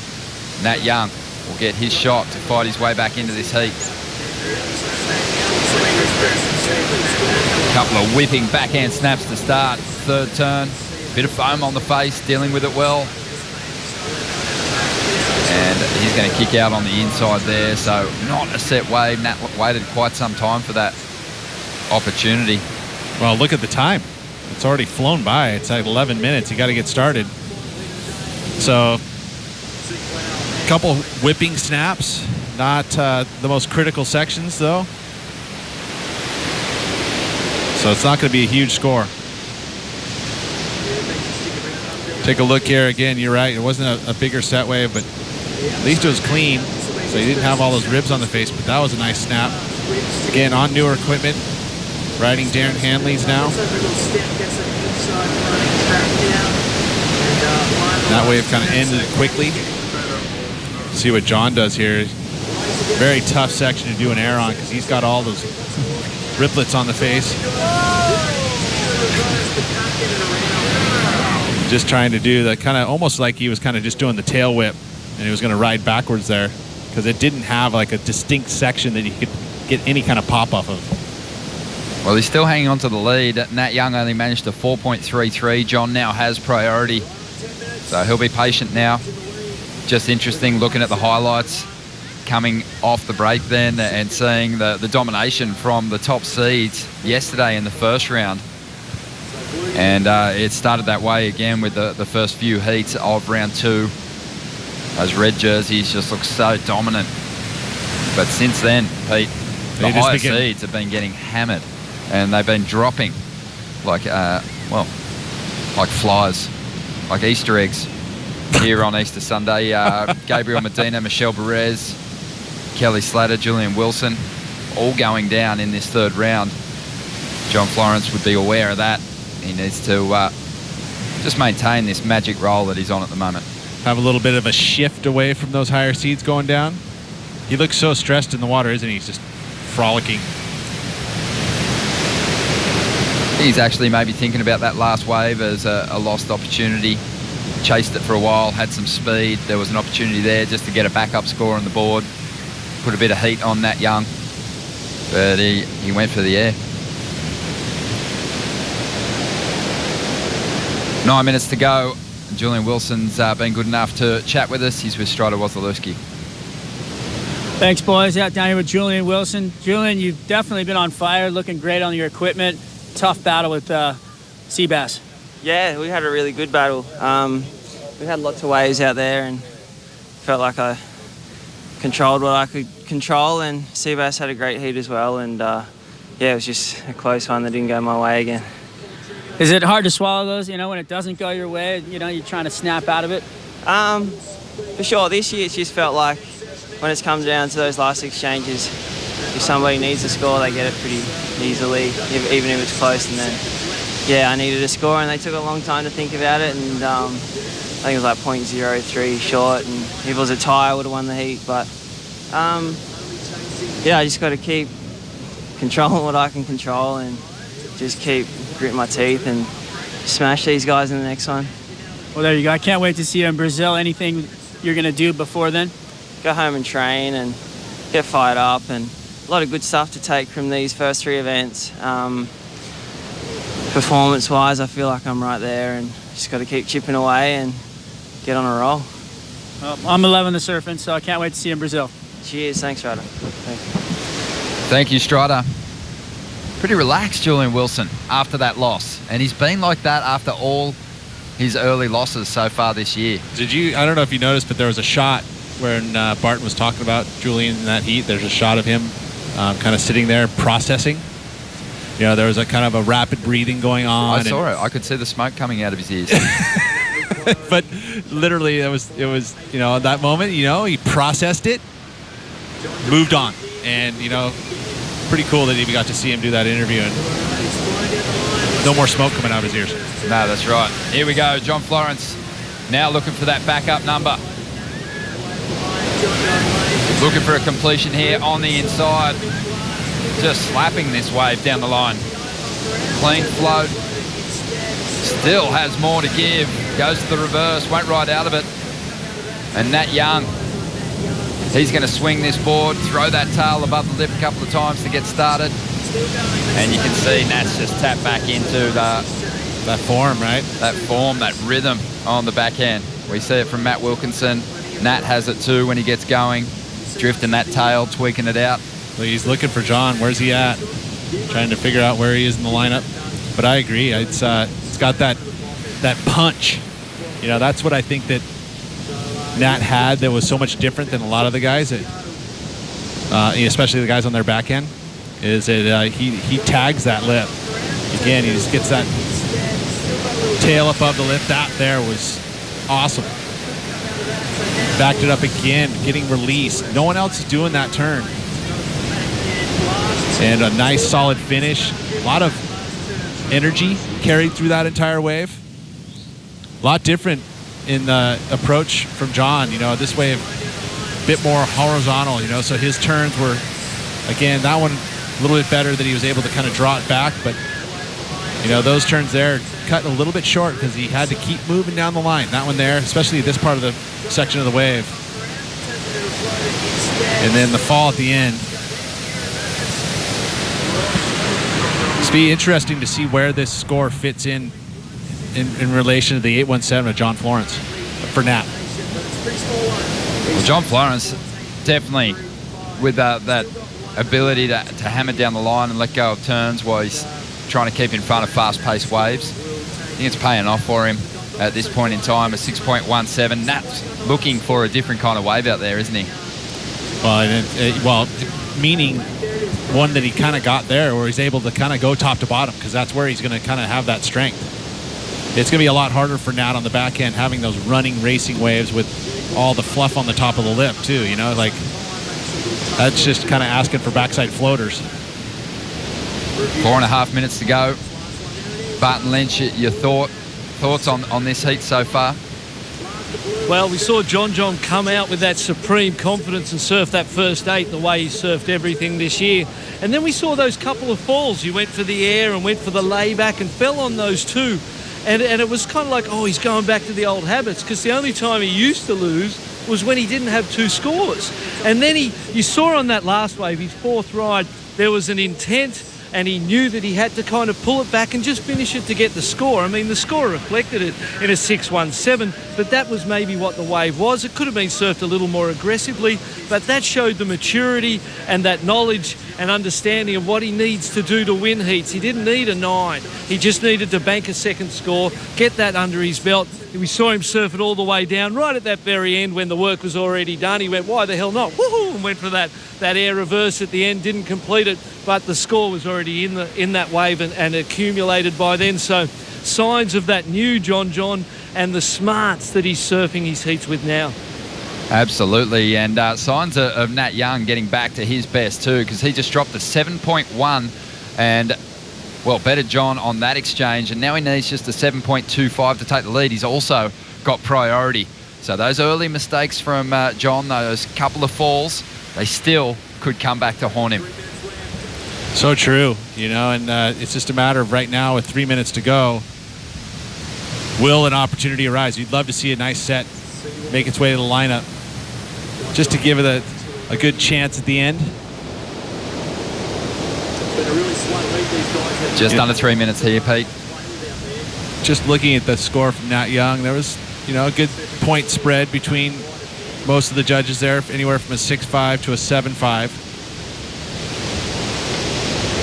And Nat just making sure he's alert, he's paying attention to what's coming his way. Pressure's going to build as this clock winds down on both competitors, really. I'm sure John's not feeling too comfortable with this situation. Amazing in the first round. John had one of the well, he had the second best heat score total on day one, 17.2.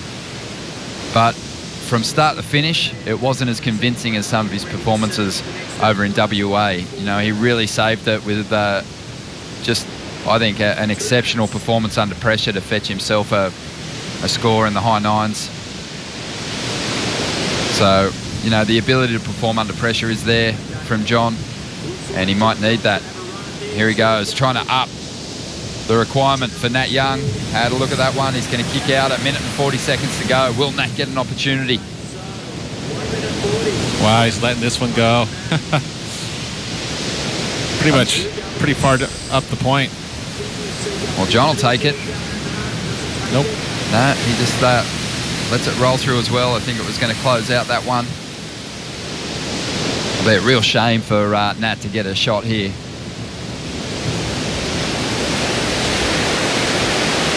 It's tough to really, truly see if there's any lines coming in. You can see he's not moving anywhere. You can kind of look up towards Bells and see if there's opportunity there. It just feels like there's not a lot of energy heading our way, and that's making a move just a little closer inside, just in case he can pick up a medium-sized wave now with just 50 seconds to go. Keep an eye on him. He's scanning that horizon. He's looking for anything at this stage. Well, if you take a look at the lines, right, there's a first one here, probably not big enough, and he may see the second one, which might be an opportunity. The set waves are much more defined than that on the approach. Trying to have some optimism for my boy from Santa Cruz. Maybe they'll double up. A triple stacking, double up. But no, I don't think it's going to make it to the lineup in time. It's 15 seconds on the clock. Nat's making a move. He's going to have to scramble pretty hard to get out in front of this wave. The hooter's about to sound. I think he did get to his feet in time, so let's see what he can do. Driving down the line, chasing a 7.25 here. Solid turn there, drifting the tail. Banks it up on the closeout, can't ride out. And that will be the end of Nat Young here at Bells Beach in 2017. John Florence, not his most convincing performance, Pete, but he's into the fourth round once again. He is. And, you know, your world titles and things kind of start to fall into place for you. And that is a big win over Nat for John, because, again, that performance wasn't the greatest from him. Ross Williams was up on the upper deck over at Margaret River with a pina colada and his feet up, sitting in a deck chair. I think exactly that. No, he would have had a stressful time then. That was a pretty close heat. Nat Young was certainly in it, just didn't get an opportunity in the later stages there. We're going to bring in Heat 7 in just a moment. It's a big one. Kolohe Andino taking on Zeke Lau. We'll bring in Kaipo and Potts for the call.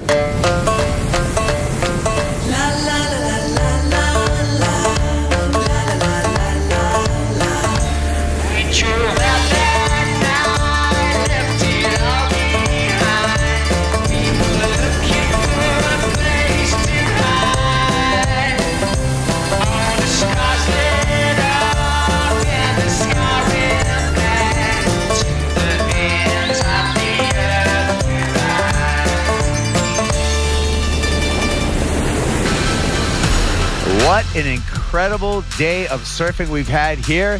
Day number 3 of the Rip Curl Pro here at Bells Beach. Kaipagura along with Martin Potter, former world champ, former Bells Beach champ, Potts. It's been a great day of surfing, and we're running all the way to dusk today. We did take a little bit of a break and move venues from the Bells Bowl over to Winky Pop, where we're finishing off today. We're finishing off with another great heat, Kolohe Andino versus Ezekiel Lau. Yeah, absolutely. I mean, you know what? We've got conditions on offer.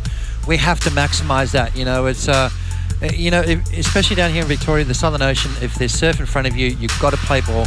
Great heat to finish off the day. Kolohe Andino up against Ezekiel Lau. I mean, it's a close heat, last heat, with John Florence up against Nat Young. It came down to the wire. Nat just one wave short, but John missed, or you could say dodged a little bit of a bullet right there. Not as a convincing win as we saw down at Margaret River, but I'm sure he'll pick that up. And let's see how Kolohe Andino got things going while we were at the break pots. Yeah, you can see that wind starting to affect the lineup just a little bit, but still plenty of waves on offer, and Kolohe Andino looking in good form. He's had a fantastic result over there at Margaret River, making it to the finals up against John, so trying to go one better here. Would love to ring that bell, surfing incredibly well all the way through the inside, keeping that board moving. Kolohe Andino finishing off a strong first wave and a great score to kick things off. A 6.5 for Brother to start off his account.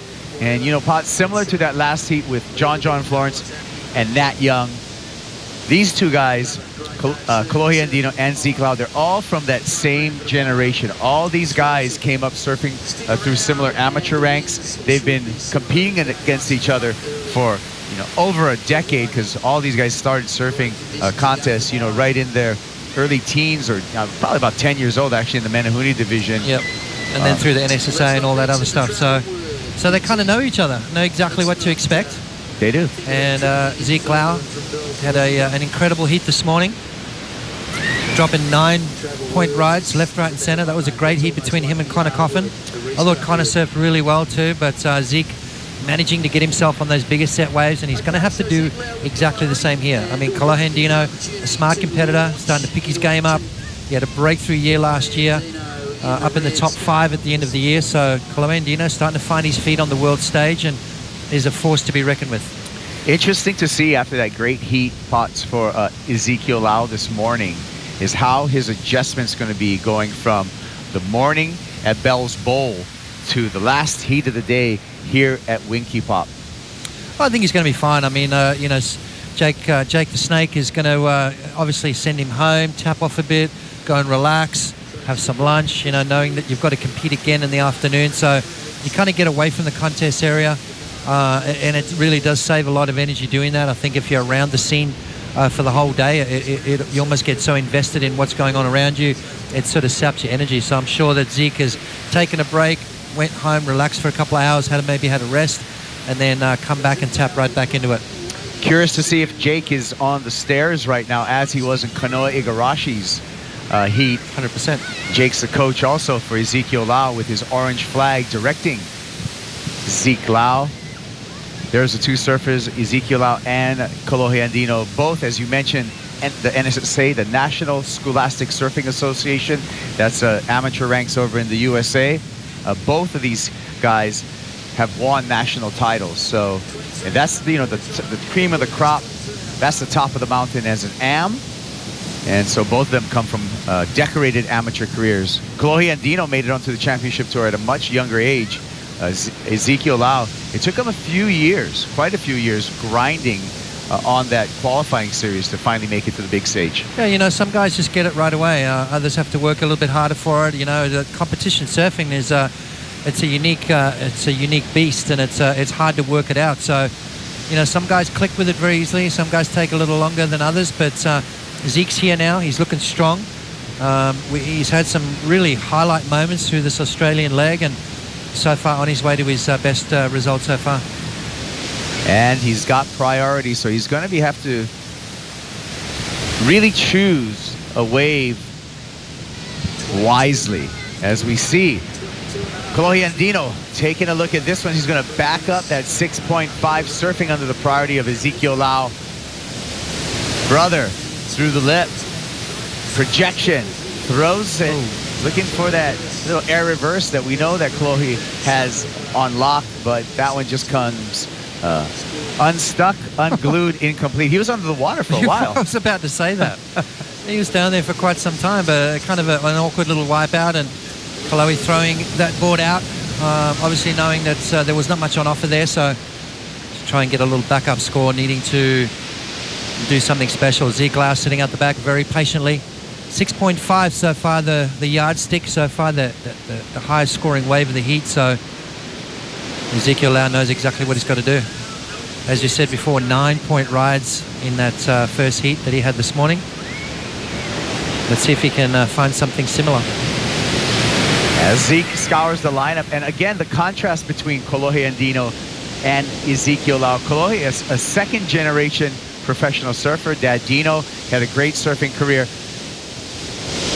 Ezekiel Lau came from more of a traditional athletic background. Both of his parents, his mom a collegiate volleyball player, his dad a outstanding quarterback in high school and college, as well as still to this day a high school football coach. Here's our first look at Ezekiel Lau in this heat. Starts off with a squared up bottom turn and a nice slash, a little bit more aggression there with a layback through the lip, finishing it off, making it very clear that that ride was complete. So score that for Ezekiel Lau, Potts. Yeah, that was a nice answer back, to Kolohe Andino, but here goes Kolohe now. Here we go. Kolohe Andino floats through that section up on the white water, comes around, belts that air reverse that we've seen so many times. And looks like he was riding out of it way up on the nose of his board, but got a little stuck. Traditionally, that's kind of what they do, right? They bust that air out and sort of slide right forward on the board. So once they land backwards, there's no pressure on the fins, and that board spins around pretty quickly, but on that occasion, just a little bit too far forward. So advantage Ezekiel Lau on that exchange. But is Ezekiel Lau going to get that 6.5 that's required? Let's have a look at Kolohe Andino up and over the top, realizing he needs something special. Goes for the air, and as you can see, sort of foot right up the front of the board and ends up poking the nose in. So that's kind of what they do though, right? They slide up the nose. See how that front foot goes all the way to the front. Keep those fins out of the water, which then spins that board around. But all his weight was forward on the board and unfortunately goes down. So opportunity missed right there for Andino. Ezekiel, on the other hand, big strong opening maneuver from him. He's going to tag it again another couple of times, big layback gaff, and then finishes off strong. So a good solid wave right there for Lau. And we'll have a look at the replay here from the big Hawaiian as he just drives off the bottom into that big turn, puffing his cheeks up, holding all that air in to accentuate his maneuvers, and then taking a deep breath and then into the next maneuver. Just that beautiful layback snap, showing some variety here this afternoon in some tricky conditions, and finishes off strong, which is oh so important out here at Winky Pop. Judges want to see that control at the end of the ride. Well, one score dropping in. We're waiting for more math for Ezekiel Lau to give you the situation as the judges slowly start filtering in. A 7-point ride to open up for Ezekiel Lau. And now, even though he's currently in second place, he does have the highest single wave score, and that really puts Zeke in a good position in this heat with 18 minutes and 25 seconds. But both of these surfers so evenly matched spots that it's going to be a battle the whole way. Yeah, exactly. I mean, they've both got the power game. They've both got the rail game. You'd have to say Kolohe's got a little bit more experience in these kind of situations. As you can see there, we rocked up this morning in the dark, and it looks like we're going to leave here this afternoon in the dark. But what an amazing day of surfing we've seen from Bells Beach over there on that next point up. This morning was some unbelievable surfing went down. Took that hour around late morning to reposition here at Winky Pop, and since then we've seen some incredible stuff go down. Tremendous surfing today by some of the not the usual suspects. We saw Federico Moraes with an excellent score of a 9.67. Wiggly Dantes really dropped the hammer, 9.33. Coyote Belly came out firing. So not the usual suspects. We saw, a performance by John Florence. We expected more from him. Yep. And I think we both expected more from both Mick Fanning and Kelly Slater. So interesting day, but the performances have been, like I said, tremendous. The waves have been great. A little bit more texture on the water. The winds have been changing, and the weather's starting to blow through here for the final heat of the day. And we're going to see how this plays out. Yeah, exactly. I mean, you know, a lot of, like you said, high expectations on obviously John coming off an amazing performance at Margaret River. You know, just that heat, we wanted to see that super heat go down with Mick and Kelly, but conditions not cooperating. Here we go, Kolohe Andino. A nice snap off the top, carving turn, building up speed down the line, eyeing up. I'm sure he's looking for a ramp, and that whitewater section hinders that, but gets up on the roof for a nice float, continuing momentum down the line. Slash to finish. He's got more open face and hooks it right back into the pocket. Finishes off with a lip stab. Goes incomplete. Would have been really nice for Kolohe to finish off that ride. Yeah, all the hard work was done, wasn't it? Just not quite finishing that wave off there. So Kolohe coming unstuck at the end of that wave. And manages to, lock in some big scoring maneuvers along the way, though. Using his priority, so nice clean insider, even though there is a lot of wind affecting the surface of the water here this afternoon. Kolohe just getting busy, getting that speed, flying down the line, up and over the section. So perfect little transition turn. Now he needs to unleash those big maneuvers. There it is, that trademark snap from Andino, and finishes off. He thought he was going to finish on his feet, did all the hard work, and then ditched it at the end. So not going to be very happy with that finish, but a lot of good maneuvers along the way. Yeah, well, for sure he's going to improve upon his low of a 2.17. By how much? We're going to leave that up to the 5 wise men up in the tower to finish off the day, our judges. And right now, though, we're going to hear from defending world champ and current ratings leader John Florence is down with the Waz. Thanks, guys. Oh, down here with John Florence. John, scrappy do out there. It's pretty hard. A lot of lump and bump in the waves. Yeah, it got really hard. This little bit of wind kind of picked up, and it just slowed down a ton. That heat before with Julian and Seabass was just pumping nonstop waves, and then I was pretty excited, and then I got out there and it just was like... You guys started out the heat with a little bit of old school, little 80s elbows rubbing out the back there? Yeah, we pushed each other pretty deep at the top, and then I was finally just like, oh, okay, I'm going to start paddling back down, and we got back down to the main part here and got some waves. Making it through to round 4, you know, it's got to feel good. A little momentum, feel like you're pushing through maybe for a bell? Yeah, I'd be stoked to win this event, but it's still a few rounds to go, and we'll see what the waves do the next couple days. I'm stoked to make it through these last 2 heats. Are kind of frustrating in a way. You know, it's like hard surfing, and that last heat was hard.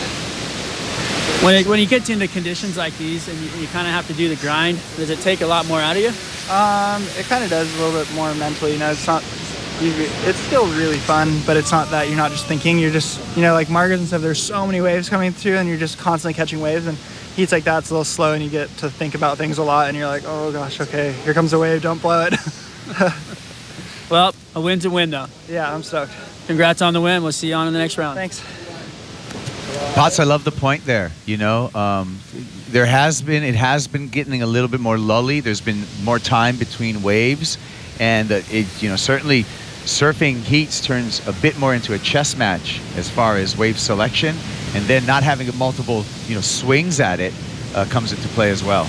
Well, you know, Margaret River main break, it's quite a quick turnaround. Obviously, you've got that jet ski assist as well, so you make a mistake, you're back out in the lineup in no time at all. Here, you make a mistake, it takes quite a while to get back out. You may not get another opportunity for 5 to 10 minutes. So it really makes you focus, and it puts a little bit more pressure on the ride that you get. Even though these waves are perfect, you still got to surf them, and you've got to make sure you don't make any mistakes. Here we go. We'll see how Ezekiel Lau deals with the pressure. Surfing for a 5.33 better, gets a little skipped out on that bottom turn, but makes up with a nice top turn. Another hook for Zeke. Coming around the corner, bangs it, and stays on board. A little bit off balance, but continues to work his magic down the line with some great maneuvers. Speed, power, flow coming into it, and difficult finishing section. Looked like he was going to ride out of that thing and just getting caught up. Yeah, they've got to focus on those last turns, and even if it means tapping off a little bit, that's so important to finish on your feet, just to show the judges that you're in control. Again, did all the hard work along the way, a couple of big turns, Maybe a few more turns on his wave than Chloe, but the judges aren't looking for how many turns you do. It's the quality of turns that you provide on the wave. Almost lost it on that first turn, but regathered and managed to stick that first maneuver. You can see Chloe keeping a close eye on Zeke from behind there. Back-to-back maneuvers from Zeke Lau, starting to feel it, starting to warm up, starting to find that groove. Another nice snap from Ezekiel Lau, and then goes up and over the white water. Got a beautiful projection right there, but just goes down. So all the hard work was done. 5.33 required. I think he's got it. I think we're going to see a lead change. And that's what you need to do. Keep applying the pressure on the top seeds. We've seen a few of them crack today. And Zeke's just got to keep trying to, put the pressure on him, flip-flop that lead, and make Kaloe earn those scores. Hindsight always being 20/20, and the last impression really important for the judges. Potts, what's your opinion on, did Zeke even need to do that last foam climb? Did he even need to try to fit one more turn? Or would he have been better off just, riding out of that final turn and calling it a completion? Well, it's easy to say that maybe he should have just, tried to complete the wave. But in the heat of the moment, you're looking for that extra points. You've got Chloe and Dino. You think, okay, I've got to make sure I just maximize any kind of scoring potential on this wave. So you go for that last turn. It's hard to pull back in those kind of situations. Well, there you go. A pair of sevens for Ezekiel Lau does put him in the lead with a flat 14. Chloe and Dino now looking for a 7.5. So the requirements heightened for Kolohe. And gosh, given the conditions right now, that 7.5, that seems like a big score. Yeah, well, you look at the surfing that Zeke's been doing. I mean, that's a series of massive turns. Unfortunately, not finishing it off. So he's got to Chloe's going to do that. He's got to get those bigger set waves. He's got to try and fit in, 3 or 4 solid maneuvers to get that 7.5. So yeah, it is a very solid score here this afternoon. And it's getting a little bit darker here, but the action remains hot in this chilly Victorian afternoon. The sun's going down. It's hitting the horizon right now. Absolutely. And the temperature is plummeting. Well, you know what? It's cold in the morning. It warms up through the day, and then you get those chilly nights, and that's what provides us with those beautiful offshores every morning. So the colder it gets, the longer the offshores will last. So that's important for us to get those chilly afternoons, those chilly evenings, and that way we guaranteed those offshores the next morning. I like that. So as we wait for Kolohe and Dino to answer back to Ezekiel Lau, we're going to take a quick break, but we're going to be back for the conclusion of this heat number 7, round number 3, here at the Rip Curl Pro.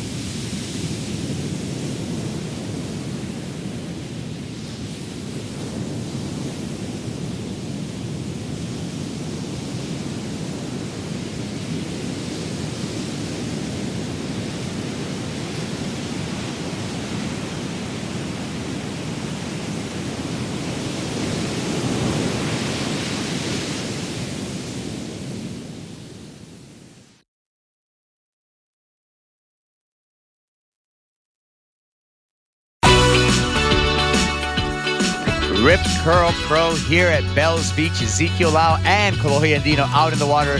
Ezekiel on the lead, and Kolohe looking for a 7.5 Kaipagura along with Martin Potter for the call. The final heat of today, day number 3 of competition here at the Rip Curl Pro. Yeah, what a day it's been. Kind of days we love here at down in Victoria. Obviously, there's light winds all day. We've seen back-to-back days of epic surf from both the men and the women, and we have not been disappointed. And there's been some excitement, there's been some upsets, and just a fantastic day of competition here at the Rip Curl Pro. Plus, I've been enjoying myself, and I've actually been really, really happy with the surf and the weather exceeding what was forecasted. Going into this, the forecast, we knew there was going to be swell, but we thought some of the conditions wouldn't be as good as they were in we've had 3 great days of competition. Absolutely. I mean, this is a awesome time of the year for down here, by the way. So, you know, lucky that Easter fell later. You know, after Margaret River. Last year was before Margaret River. We still got good waves then, but I think the later this event runs, the better opportunities we get for good surf.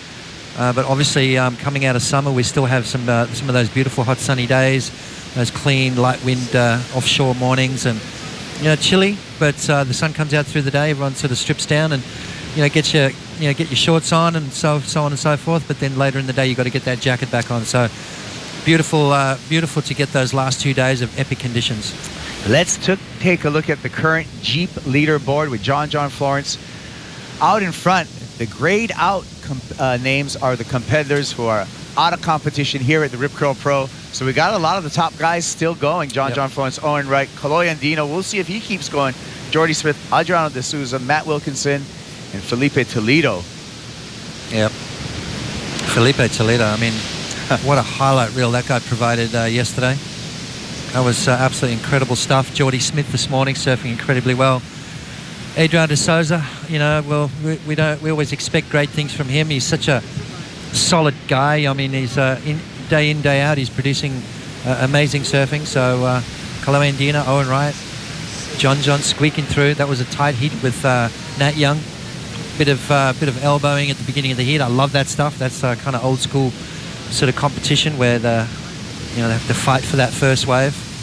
John actually gave up and paddled back in and gave Nat the inside position. So interesting right there. Yeah, talking about Felipe Toledo's performance, he's going to come up against Ace Buchan in this round that we could get into as soon as tomorrow. Yep. But right now, it is pressure cookers getting the lids a little bit tighter right now for Kaloy Andino as we're nearing the 5-minute mark. Andino with priority again. His requirement, that 7.5 that you see on the screen, which would be the highest single wave score so far in this heat. Yeah, it's a cracker. I mean, that's a tough score this afternoon, obviously. You know, Kaloy with a 6.50 and a 5.83. The longer he waits, the more the pressure's going to build. So it's going to be, no mistakes really on the next roll of the dice. He's got to make sure he connects with the right wave. He's got to wait for a set wave, and he's got to make sure that he lights it up, because any mistakes, Ezekiel Lau's going to get priority and finish this heat off in the box seat. So an important roll of the dice coming up next for Andino. You know, we're in a contest right now, but just looking at this landscape, what a beautiful, beautiful place it is here. Absolutely. It's incredible. You know, the next lay day, Kaipo, you've got to get in the car and drive down the coast on the Great Ocean Road. There's unbelievable surf spots all the way down the coast, and just one of the most picturesque places in the world. Yeah, the other day we drove to Lorne and had a great lunch there, and beyond that we got to get to those Apostles. Yeah, you got to get to the Apostles, and then further past that there's a little town called Port Campbell with an amazing wave called 2 Mile, Easter Reef. It's one of the biggest rideable waves here in Victoria. There's all kinds of beautiful beaches. Joanna Beach, which is one of the backup spots here for the Rip Curl Pro Bells Beach. Potts, you know what I'm going to do? I'm not going to just stick with you. Why would I be a fool and not, hang on the coattails of Martin Potter, who's got this, knows this layout like the back of his hand and knows where all the secret spots. I won't tell a soul, I promise. Then you got the other side. Yeah, we got by your house. Yeah. And then you got Phillip Island, which is just down the road as well, which is a bunch of amazing spots. Bring on the lay days, actually. Then one of the best things, really. It sounds funny, but the penguin parade, and it's at the end of the day, the little fairy penguins all come up the beach. You sit in these little stands and watch these penguins come up and feed their young. It's an amazing sight. Kids love it, and there's some crazy waves. Glenn and Ringrose surfed against Geordie this morning. He's from there. There's a place called Express Point that you'd absolutely love. Cape Woolamai, which is beach breaks that it's kind of like France, where you've got all these A-frame sort of wedges, lefts and rights, all up and down the beach. It's an amazing place. I'm up for it. Tons of surf, Kaipo. I'm up for it. And I got my great Whip Curl wetsuit. I'm toasty warm. No problem for this Hawaiian kid. There you go. You know? So, I got the equipment. I got the guide. Let's do it. And even though, I'm an adult, I would love to see the penguin parade. Definitely. Well, Kaloy would love to see something come through, that's for sure. Time ticking away, 2.5 minutes to go. Wow. And 7.5. The ocean has absolutely gone flat. This is the X factor that we always talk about. It's something we just can't push a button and make it happen. So this reminds me of a heat I had with Richie Collins. It was the final of the Bells. 7.5 minutes to go. He hurt his back. He got dragged up the stairs. They took him off to hospital. He got carried. I was sitting in the lineup. I needed a 7, and the ocean went absolutely dead flat for 7 minutes. And I sat there. There was nothing I could do. I had a look on my face like Ezekiel did right there. And as soon as the horn blew, the set started pouring through, and I went, okay, well, it wasn't meant to be, was it? I think I brought it up with you in the past. I think it was a little bit of a nerve right there all these years later. You know what? It's taken me about 30 years to digest that. The animal, Martin Potter, man. Tenacious competitor. And, wow. I enjoyed some of the footage that we were watching. Potts, the surfer, the movie the other day with the long Potts hair going on and stuff right after the 89 world title. That was an amazing trip with Mickey Dora down in Mexico. Yeah. Well, you know what? Stick around after this heat for the post-show because I'm going to get sandwiched by 2 former world champs. We're going to bring Barton Lynch on, along with Martin Potter, 88 and 89 world champs respectively. And we're going to wrap up and talk and show you the highlights of all of today's surfing action. It's been a wonderful day. And now we're down to under a minute. And Kolohe and Dino, stress time. Well, I'd love to get a drone shot up towards Bells because, I mean, that's going to be the telltale sign if there's anything coming here in the next 40 seconds. Well, there's a little wave there, but is that going to come through in time? So, yeah, well, Kolohe and Dino realizes he's going to have to try and move further in. 30 seconds to go. Our world number 3, we talk about upsets today. Gabriel Medina out. Michelle Perez out. Kelly Slater out. Well, this is not a good time for current world number 3, Kolohe and Dino.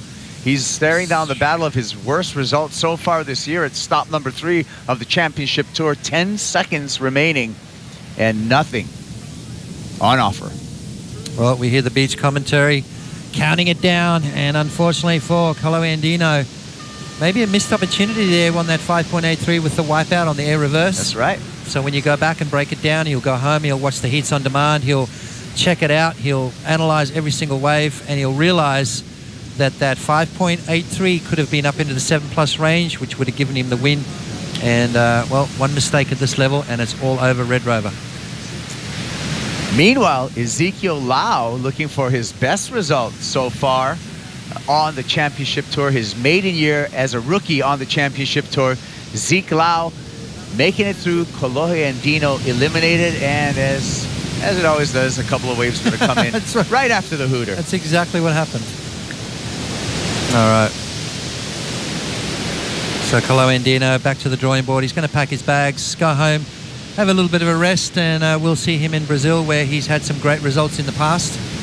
Finaled against Michelle Perez a few years ago, but a different location this year. Quite excited to get there. It's probably one of the most consistent parts of Brazil for waves, so the R3h Pro, he'll get himself ready for that. Yep, he'll get ready for number 4, and we're going to take a little break, and we're going to get ready for the post-show to follow it. On the other side of this break, stick around because we're going to be breaking it down with Barton and Potts.